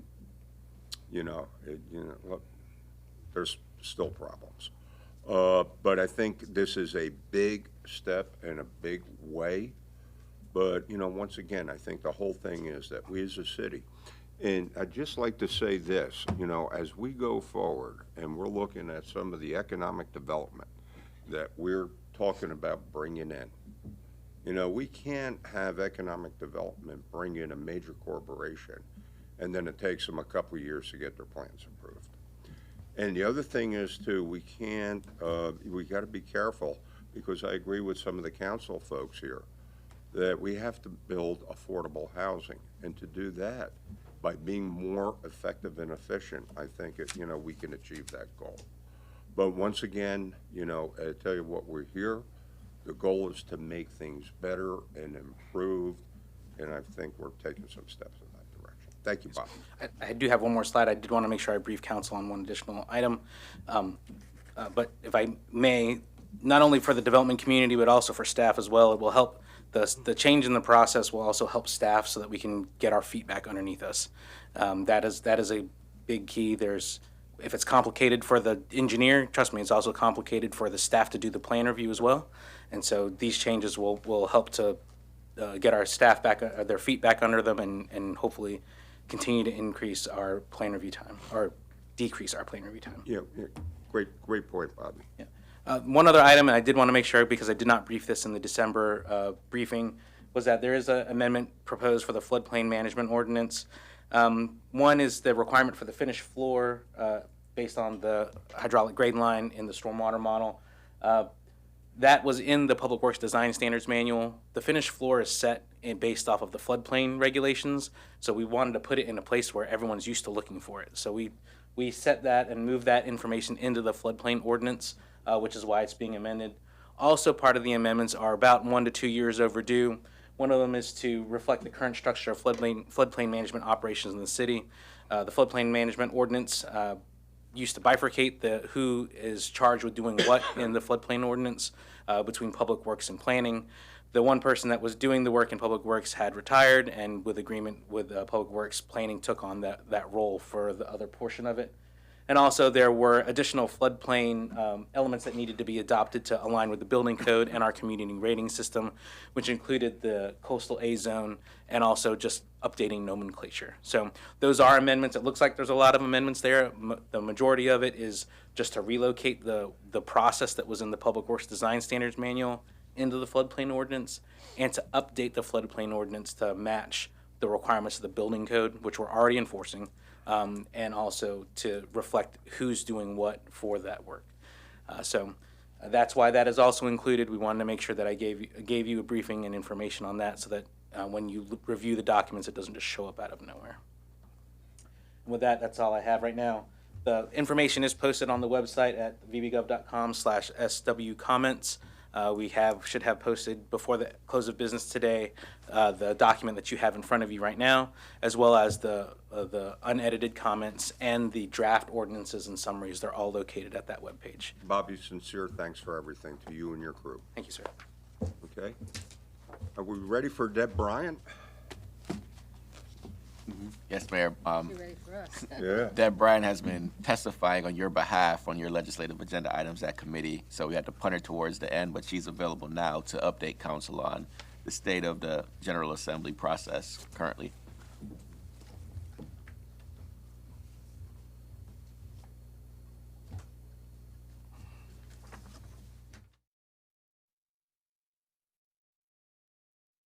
Okay, I can't hear anyone. Can you all hear me? Can you hear me? Can anyone hear me?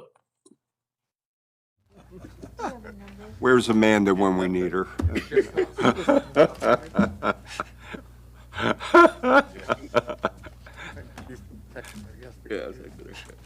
Rod, I think you violated our billboard ordinance.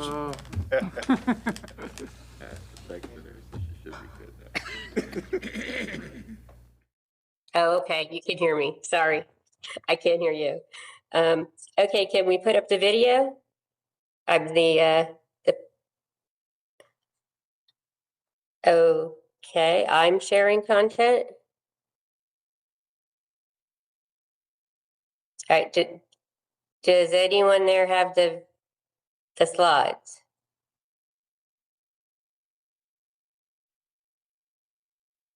For the summer. Virtual meetings. You're on the first slide. It says General Assembly, Legislative Update. Okay, you could just follow along. Well, apologies to everyone. It's been one of those crazy days. I've been testifying and good results, but you never know what's going on here from minute to minute. So first thing I want to do is give you a quick update of what's going on. So I'm assuming if you're on slide 2, that's just the joint assembly address and letting you all know what's happened over the past 2 weeks. So, the 2022 session started on January 12th. Delegate Todd Gilbert, the Republican delegate who's from the 15th district that includes Shenandoah County and parts of Warren County. He was elected unanimously to serve as the 57th Speaker of the House. And Delegate Eileen Filler-Korn, also Democrat, delegate from the 51st district, represents part of Fairfax County, and she's going to be the minority leader for the House Democrats. Next slide, please. Okay, so we have 17 new House of Delegates members that were sworn in, and those are all their names. Note the new delegates that are representing parts of Virginia Beach, Delegates Tata and Greenhall, each represent part of Virginia Beach, and then Delegate Anderson we share him with part of Norfolk. I can tell you that the freshman House members have been very active in introducing legislation this year. So we've got lots of stuff. Some of it is stopping in committee, others is going through. Next slide, please. So Governor Youngkin gave an address to the Joint Assembly on last Monday, January 17th. And his administration worked with legislative patrons, and they introduced 59 pieces of legislation, 25 budget amendments for the current session on behalf of the governor. The deadline to submit the budget amendments for the members for the 2022-24 biennium budget and the 2020-2022 biennium budget, caboose bill, Came and went. That was last Friday, January 14th, thank goodness. And so was the deadline for all bills and joint resolutions to be filed. So we've got them all now. The first full week of committees progressed quickly. The House and the Senate started hearing legislation from members. Next slide, please. Okay, so this is kind of where we're at. The House delegates put in 1,610 pieces of legislation. The Senate has 840 for a total of 2,450. For context, the last long session in 2020 had a total of 3,911 bills and resolutions, and 2,463 were in the House and 1,448 were in the Senate. So we're not doing too bad. The committees and the subcommittees are going to continue their work over the next 3 weeks, leading up to crossover. The final day for each house to complete work in its own legislation, excluding the budget bill, is Tuesday, February 15th. And then starting on Wednesday, February 16th, each house will take up the legislation that passed out of the opposite chamber. Okay, next slide, please. Okay. For these, I have a couple of notes that I would like to tell you about. In the bills, we have House Bill 1163. It's the first one you should have on your screen. That was our Virginia Beach charter change for the Board of, where am I? Yep, for the Real Estate Appeals, the Board of Equalization, to go from 3 to 4 members. That has been handed over to the CC&T subcommittee, and that'll be heard on Friday at 7:30 in the morning. The House companion, which was Senate Bill 274, that was Senator Giusepp's bill, that was already heard yesterday. We testified on it. It was reported from subcommittee. And now it's going to go to the full committee next Monday at 9 in the morning. The next one, House Bill 980. Is that the one I put next? Yes. Sorry, I'm looking at two different things here. That's the one that I was just testifying in. We had a narrow margin of 5 to 4, and it passed the subcommittee, and it's now going to the full committee. That one was a little bit of a struggle, so we're going to keep working on that. I'm meeting with the delegate to go over our talking points for the next full committee meeting. The next one, House Bill 627, that's the RAC had requested that. We have Delegate Hudson, who's actually carrying that, who had one that was similar to ours. And that's the one where they will hopefully agree with us to have some more enforcement mechanisms to stop all of the people at the oceanfront from putting their wares on the sidewalks. That's been referred to cities, counties, and towns, no subcommittee yet. House Bill 13, Delegate Anderson has been referred to the courts, no subcommittee yet. And then we have the virtual meeting bills, which I just got out of committee on those. All of those, Delegate Bennett Parkers and Delegate Giditis, those are all still being worked on. I know we're having some, they're trying to marry them all together. And of course, with COVID reaching another peak, more people than ever and more jurisdictions than ever are we wanting virtual meetings. But that's still being discussed because there's those people who don't want virtual meetings. So that I'll keep updating you on. House Bill 249, that was our broadband bill to try to get a piece of the broadband funding for the state. That was heard in committee yesterday, and it's been referred to appropriations by 19 to 2 was the vote. That one also we're monitoring closely. We've got a lot of support from other delegates. The same-sex marriage bills, Senate Joint Bill 5, Senate Bill 557, House Joint 57, and House Bill 605. Currently, the first two that were Delegate Evans' bills, Senator Evans, are being re-referred to Finance and Appropriations, and then the House bills are referred to the Committee on P&E, but the committee, subcommittee is pending. The HRT bills that we talked about last week that you gave me permission to speak on. They were supposed to all be up in committee today, but they've all been delayed and taken off the agenda. So the assumption is that something's being worked out. So that's good news. Okay. Let me get to the next one. And I had a few bills that I had on here that, McNamara, McDougal, yes. Oh, and then the grocery tax bills. That would be McDougal and McNamara. There's no movement on those. And then I have, after those two, I have some new bills that I want to ask for direction. Next slide, please.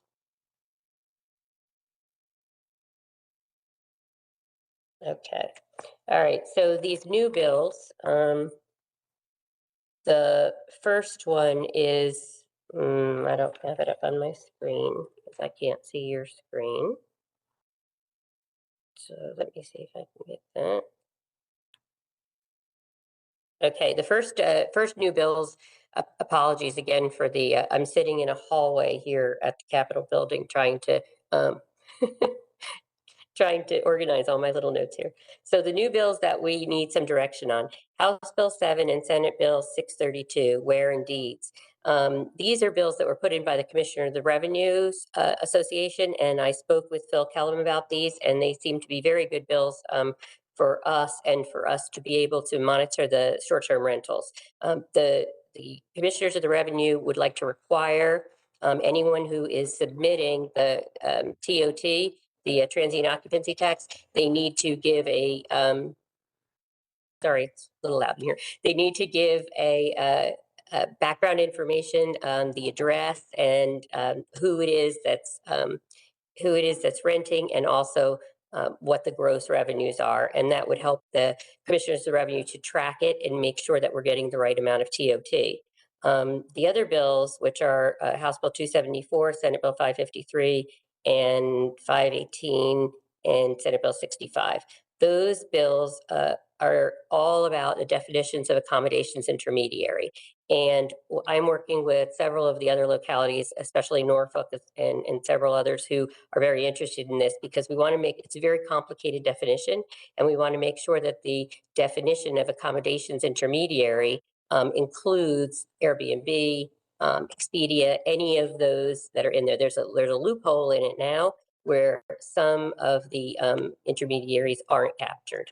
So that's when I think if we can get to a good definition, I would ask your permission to be able to support that one. House Bill 707, Keem's bill, that's a smart scale resiliency.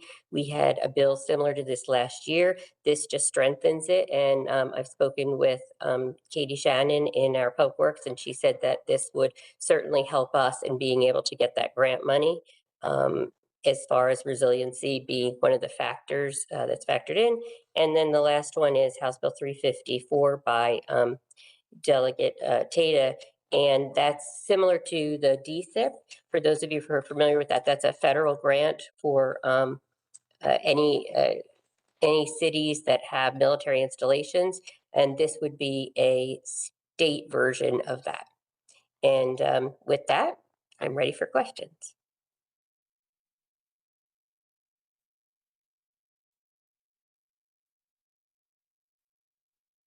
Okay. So this way we don't have to play tennis here. Any questions? Mr. Tower? Thank you, Deborah. This guy Tower. Accommodations intermediary. What's the? I understand that's what it defines generally. Airbnbs, Expedia. How's it used? What's the purpose of the definition? Bills, and they're very long, complex bills, but they would be to capture who would be the accommodations intermediary that would be responsible for paying the tax and where would the tax go to. So some smaller jurisdictions want all of the transient occupancy taxes to be paid by them and then go to the Commonwealth, and then the Commonwealth doles it out. But as our Commissioner of the Revenue says, we would rather just have it come directly to the locality, because then, one, it's just a lot easier to track, and we would be able to also identify and track, if that went through, who is submitting the tax. So basically, it would obviate the necessity of us. We had put in a similar bill where we could say the Commissioner of the Revenue could give us that tax information. This would help to encompass all of that. Whether or not it'd be successful, we don't know. We're getting a lot of pushback from those, but the intent, and I can send you those bills, so they're very long, but the intent of it is to make sure that it encompasses anyone who is marketing these properties, and especially short-term rentals. Thank you. Senate Bill 602. Tell me what the status is. I have the summary from your January 20th report, but what's happened since then? Nothing. The status is it hasn't gone anywhere. It hasn't even gone to any committee yet. It's kind of in a holding pattern, and there's a lot of opposition, I can tell you that, from VML, VACO, and so they are all working with Senator Steph. He has not, he hasn't indicated to me that he's willing to change any of that, and I've told him that we will be opposed to it. So it may or may not go anywhere, but for right now, it's just in a holding pattern. Other than VML and VACO that you know that's opposing it? Several of the Northern Virginia localities. I know Alexandria, Fairfax area, Norfolk as well, and I can find others. We haven't had to pull out that political capital yet. Go ahead, Mr. Cowell. Thank you, Deborah. What I was really interested in is, are there any industry activity, not just locality and their organizations, but any opposition from any industry sources? The main opposition is from realty companies who do this for a living and have done it, like in Virginia Beach and in several other jurisdictions. It's not necessarily the larger ones, but the smaller realty companies that in tourist areas, for instance, in ours, Sandbridge Realty and Atkinson Realty, really are the ones that are pushing for it. The larger industry players in opposition.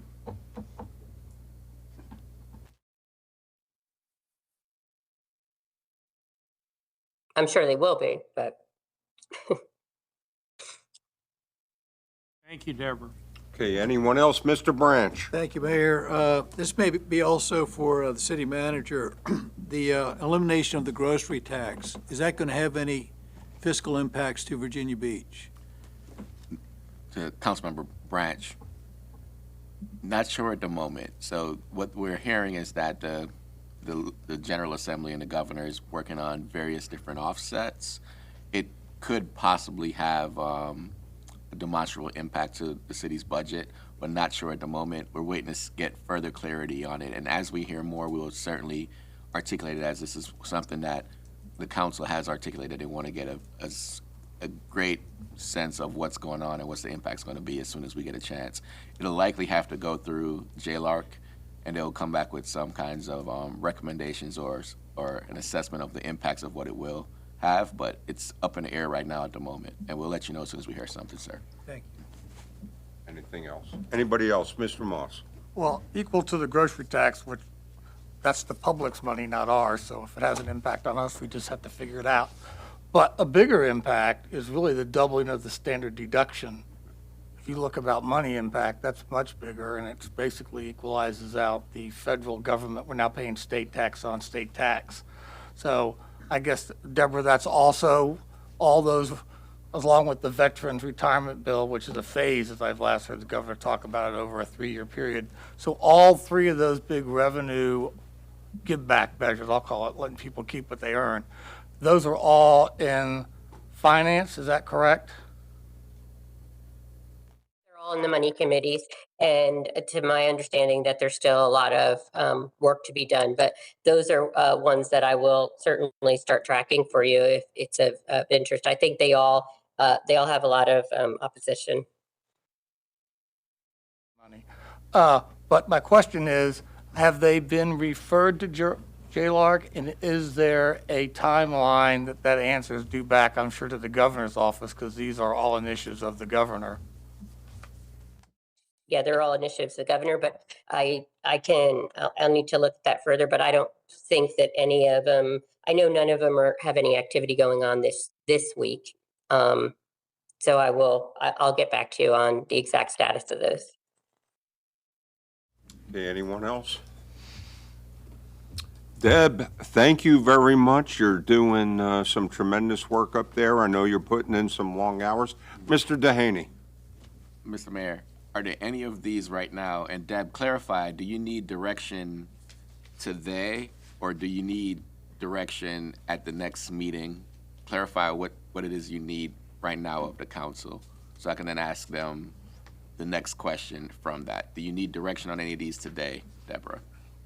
No, and so I don't need direction on any of these today. None of them are pressing or at the moment. So I will also include them in your Friday packet. And then I know this is quick, so I'll also summarize them in an email and kind of find out what the status is today, because there was a lot of activity today with them on agendas, pulled from agendas. So for all of those, I'll recap them all for you, but I don't need any decisions today on those. I just wanted to put them on your radar. And also, if I could say, Mr. Tower, I apologize. I think I misunderstood when you were talking about opposing the STR bill or not. One's obviously in opposition, right? She's breaking up, I think. She wants to know if you're in opposition to the STR bill. I am in opposition to it. This council is in opposition to it. The council, and I did get all your emails about the other citizens, but no, I have not heard from any other, outlets that are opposed except for localities.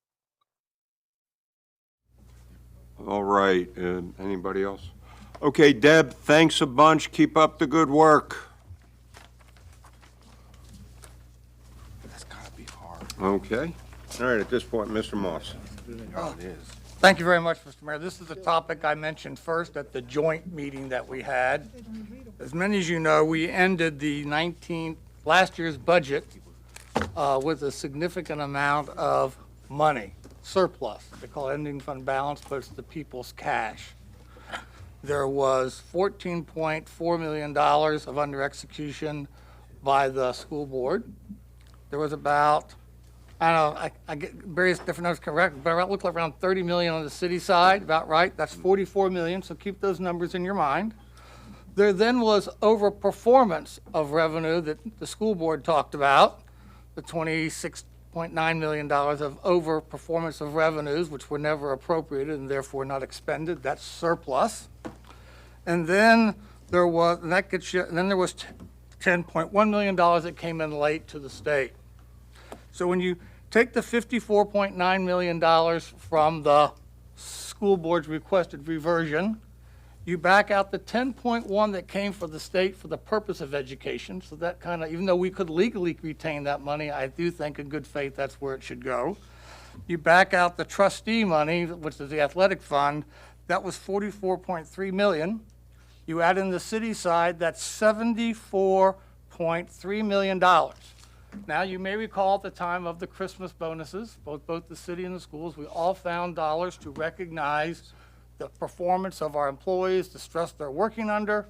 But guess what? Our everyday families who aren't city employees and aren't school board families are equally facing 6.2% increase in food prices, 30% increase in natural gas to heat their home, 50% on transportation, and also their wages, which December over December, inflation was up 7% and average wages were up 4.8% on the Economic Community Index that captures labor. So everyone's behind, and everyone is getting direct cash. We're giving $10,000 to people to do their storefronts, but we haven't done anything to address providing direct tax relief to our everyday citizens and we have the cash to do so. And we repeatedly at this body has out-of-cycle moved money for incentive payments and whatnot, but nothing for our everyday working families.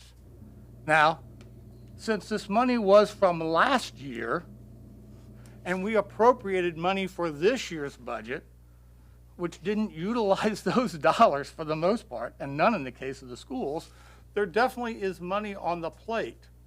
Now the question, originally, I had hoped to be able to do something through the real estate tax rate, but our accounting and system for doing real estate taxes has a lot in common with muscle-bound muscle builders. It can do a lot of heavy lifting, but it can't adjust to change. So there was no opportunity to make the real estate tax system allow us to provide a reduction in people's bills in June.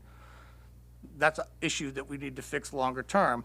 Fortunately, there is another bill that is due the same time. It's the car tax, the infamous car tax. And that system is more agile, and there's still time. We have up until April the 1st to do and add another line, just like the state does. You get your bill, there's a state credit, and then there's your net that you have to pay. We can insert a credit. We don't have to issue people checks and get the money, but issue a credit, and they would pay less on their car. I originally, back in November and again in December, I've written a number of letters, which all of you have received on that, talking about, I thought that the $13.4 million are in that ballpark. We gave out $7 million and some change at the school board for bonuses. We gave out $5 million and some change for bonuses.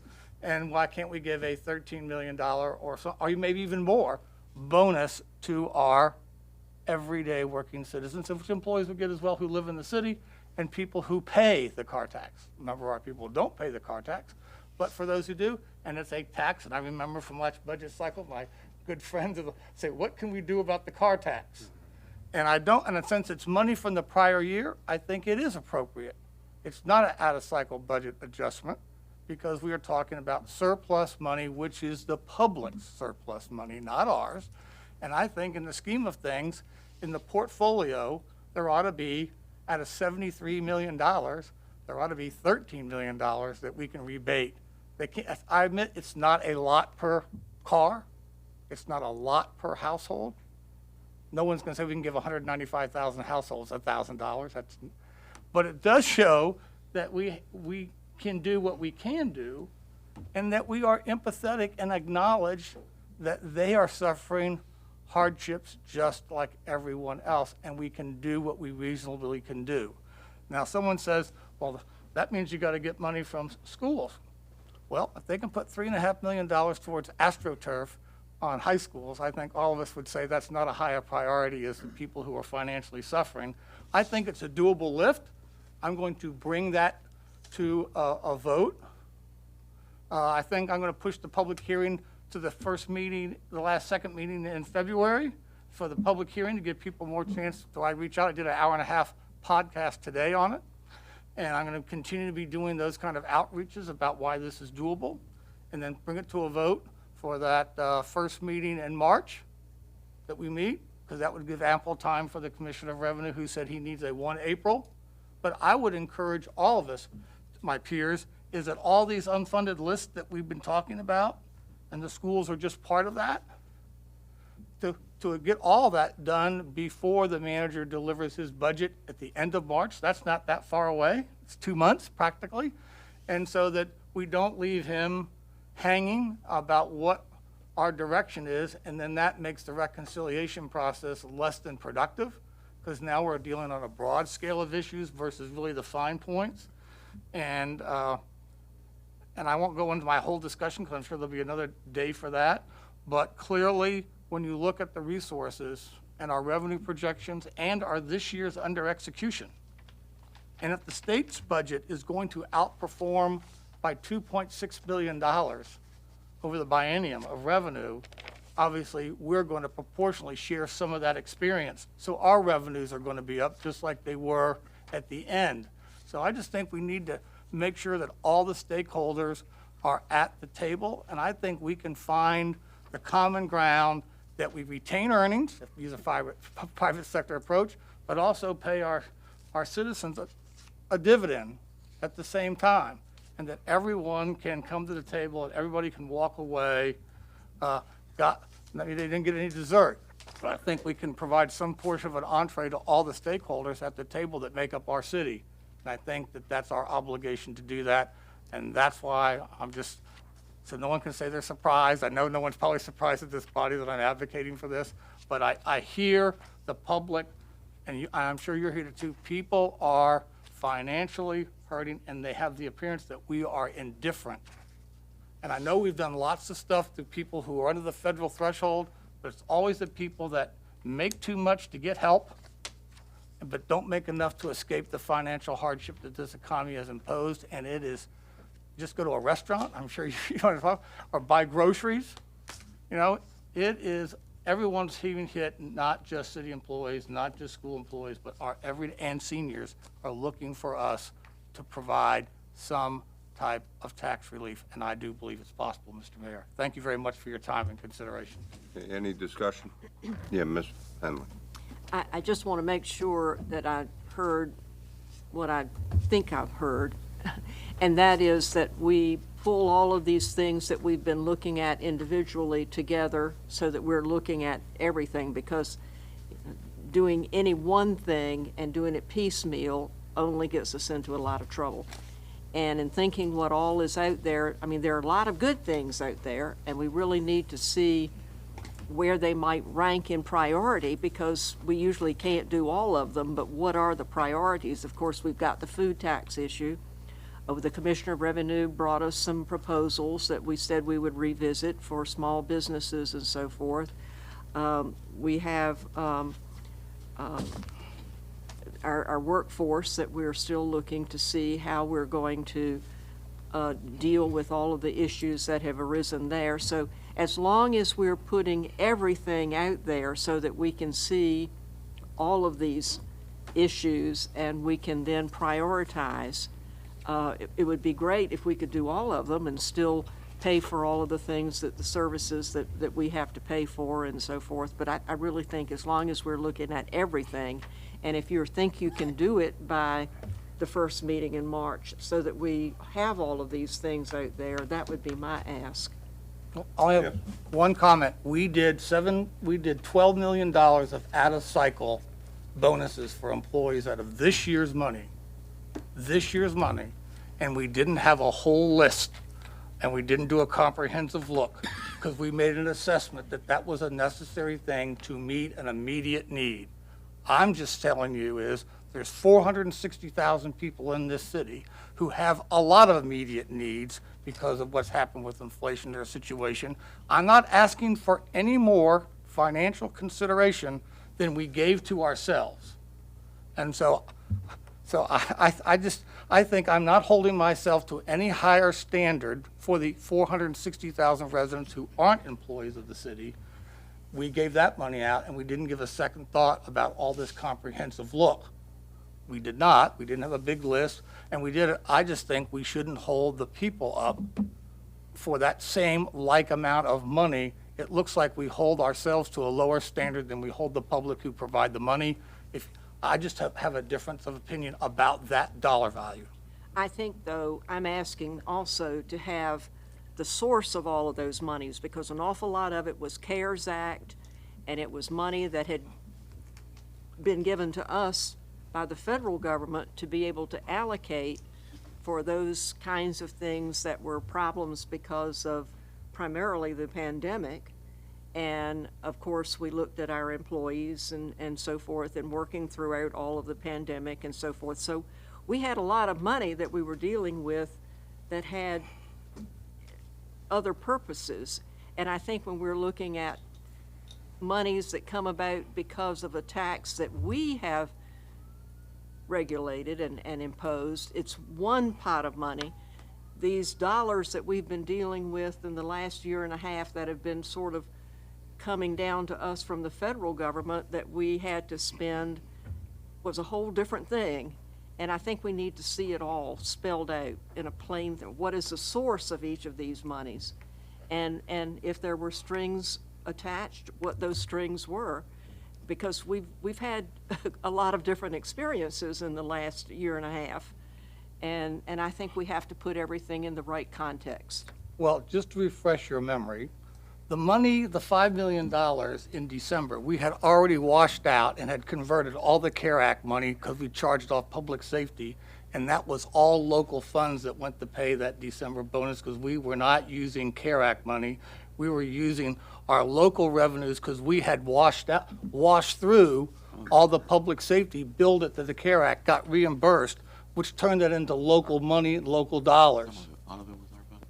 That's why we were able to do all the things that we could do. Half was our budget. But that has nothing to do with the under-execution and overperformance of revenues in the prior budget year.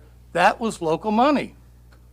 And so all I'm saying is, now, I don't know what the school board used, but I know they're asking for money back for stuff that we've already funded. I'm just saying is, we didn't do all that paper, but that was not CARE Act money, that $5 million. That was not CARE Act money. Well, all I'm asking for, and I'm sure our staff can provide it, is a very simple that even I can understand. I don't have to be the expert that Mr. Moss is, but even I can understand where all the money came from and how we allocated it.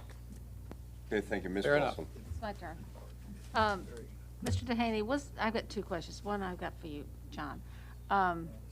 It's my understanding that $5 million that we used for bonuses was ARPA money. Is that correct? I think more than half was, and the other half came from I the think $5 million was ARPA, and then another $1 million was local dollars. came from the Emergent Needs Fund. Attrition. Okay, yeah. So more than half came from ARPA, and the remaining amount came from attrition, because some of the employees were not eligible for American Rescue Plan Act appreciation. But the majority was ARPA funds. Yeah, but over half, majority was eligible for ARPA funding, but those employees that were not were funded out of attrition savings. And the question that I have for you, John, is how much money would each car owner receive? Well, it all depends on how we appropriate. It would be nominal. It would be probably $20, $40. But the issue isn't how much it is. It's a question of who is first entitled to the money that they make. If it's so little money, we shouldn't have any problem giving it back, because we should be able to absorb it. The amount that they, let me answer. I'd like to answer. It's, the amount isn't as important as the principle that you appreciate and understand the suffering of other people, rather than thinking that when you end your year, the last budget year, with that amount of money that we don't earn, we confiscate it. We don't earn that money, we take it. And we say, oh, we got this big, now we're going to spend it all on ourselves. You know, but we don't have anything to give to you, the resident. If you're comfortable with explaining that to the public, then you should be totally opposed to what I'm offering. I'm not comfortable, personally, saying that every nickel you give us, that we don't have an obligation to consider when is the homeowner or the senior citizen or the business owner priority for that money greater than the thing we don't fund. But if you think putting $3.5 million on athletic fields for AstroTurf is more important than returning people's money, I respect that. It's just a difference of opinion. I believe the public expects something different from us, but all of us hear from the public in our own way. All will vote in our own way. I'm not comfortable with keeping all that money. I'm more in line with the governor. Cost of government is too high, and people need tax relief. Rosemary, do you have that? Okay. Anybody else? Okay, Rocky, then Ms. Henley. I'm on a different note. sir. I am too. On a different note, Mr. Mayor, if I may. Mr. Mayor and members of council, in the past year, we've heard a lot of things on social media, a lot of testimony in this chamber, some good, some bad. And like our colleague, Mr. Moss says, he says, you're entitled to your own opinion, but not your own facts. So on Saturday, as I watched the snowfall, I cozied up to a warm fire to read my Friday package like most of you did. And the first thing that caught me in my Friday package was this cardstock that says City Page 2021 Year in Review. And I'll just share with you a little bit of it. It says, Safest Large City. Advisor Smith, a resource for business advice and original research, updated its study on safest cities in America. Their research, using FBI data that we heard from the chief today, identified Virginia Beach as the nation's safest large city. City of Caring, looking at factors like crime rates, care for the environment, charitable giving, volunteerism, and civic engagement, Wallet Hub, a financial empowerment website, named Virginia Beach the 4th most caring city in America. Best Run City, considering factors such as the city's credit rating, long-term debt, the quality of schools and graduation rates, health factors, crime rates, the economy, household income, infrastructure, and pollution, Wallet Hub also determined the best-run cities in America, and Virginia Beach is among the top 10. LGBTQ plus ownership. Realtor.com ranked Virginia Beach among the top 3 places for the LGBTQ community to buy a home. Retire in Style. Smart Asset, a consumer financial information site, listed Virginia Beach among the top 10 retirement locations for military retirees. The one that was near to my heart, Don't You Come Back No More. The Virginia Beach Sheriff's Office mental health program for inmates has been so successful that the Virginia Sheriff's Association plans to seek its implementation statewide. Of the 387 inmates released after receiving services through the program, 97% have not returned to jail. And this list goes on this city 2021 year in review.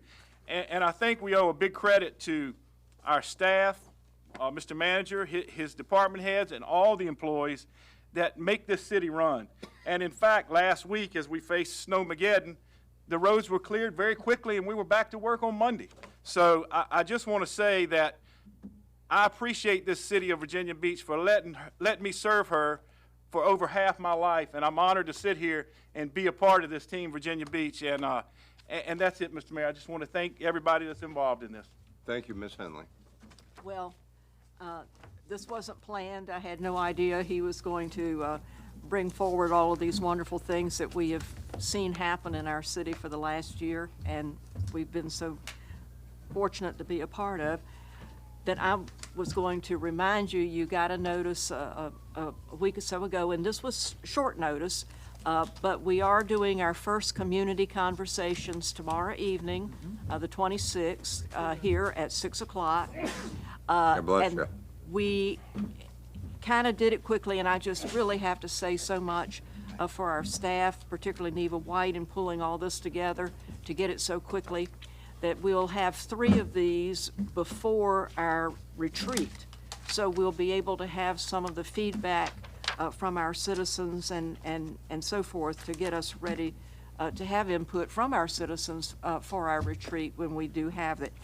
And then we'll be having more of these, and we'll have them in this fashion, plus we'll have these kinds of things in other fashions afterward until we have exhausted all of the people who would like to participate.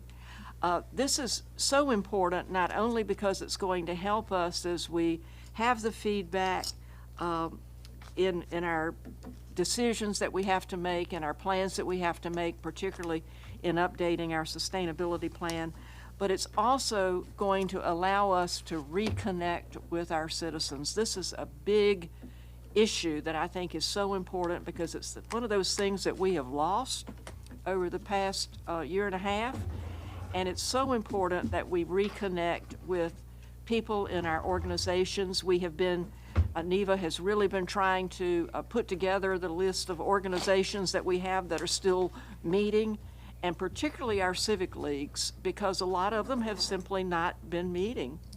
And so I really hope this process is going to help us identify and bring back so that we can have all of these organizations and civic groups and anybody that will participate with us, participating with us as we go forward in our plans for the future. And so I hope you all will take advantage of the ability to come to some of these and participate.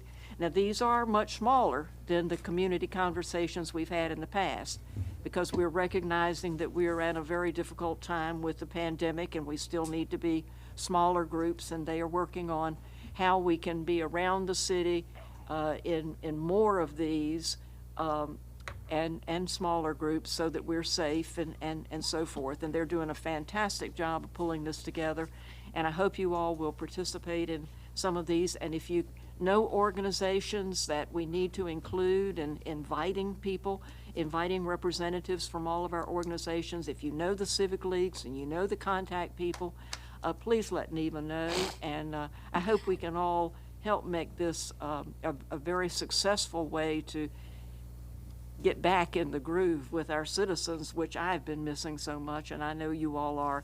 It seems so strange to have council sessions that don't have all of these folks participating in comments to us, and we need that, and I'm looking forward to our first one tomorrow evening. Okay, thank you. Anyone else? Okay, we are adjourned. Thank you. I thought that thing was just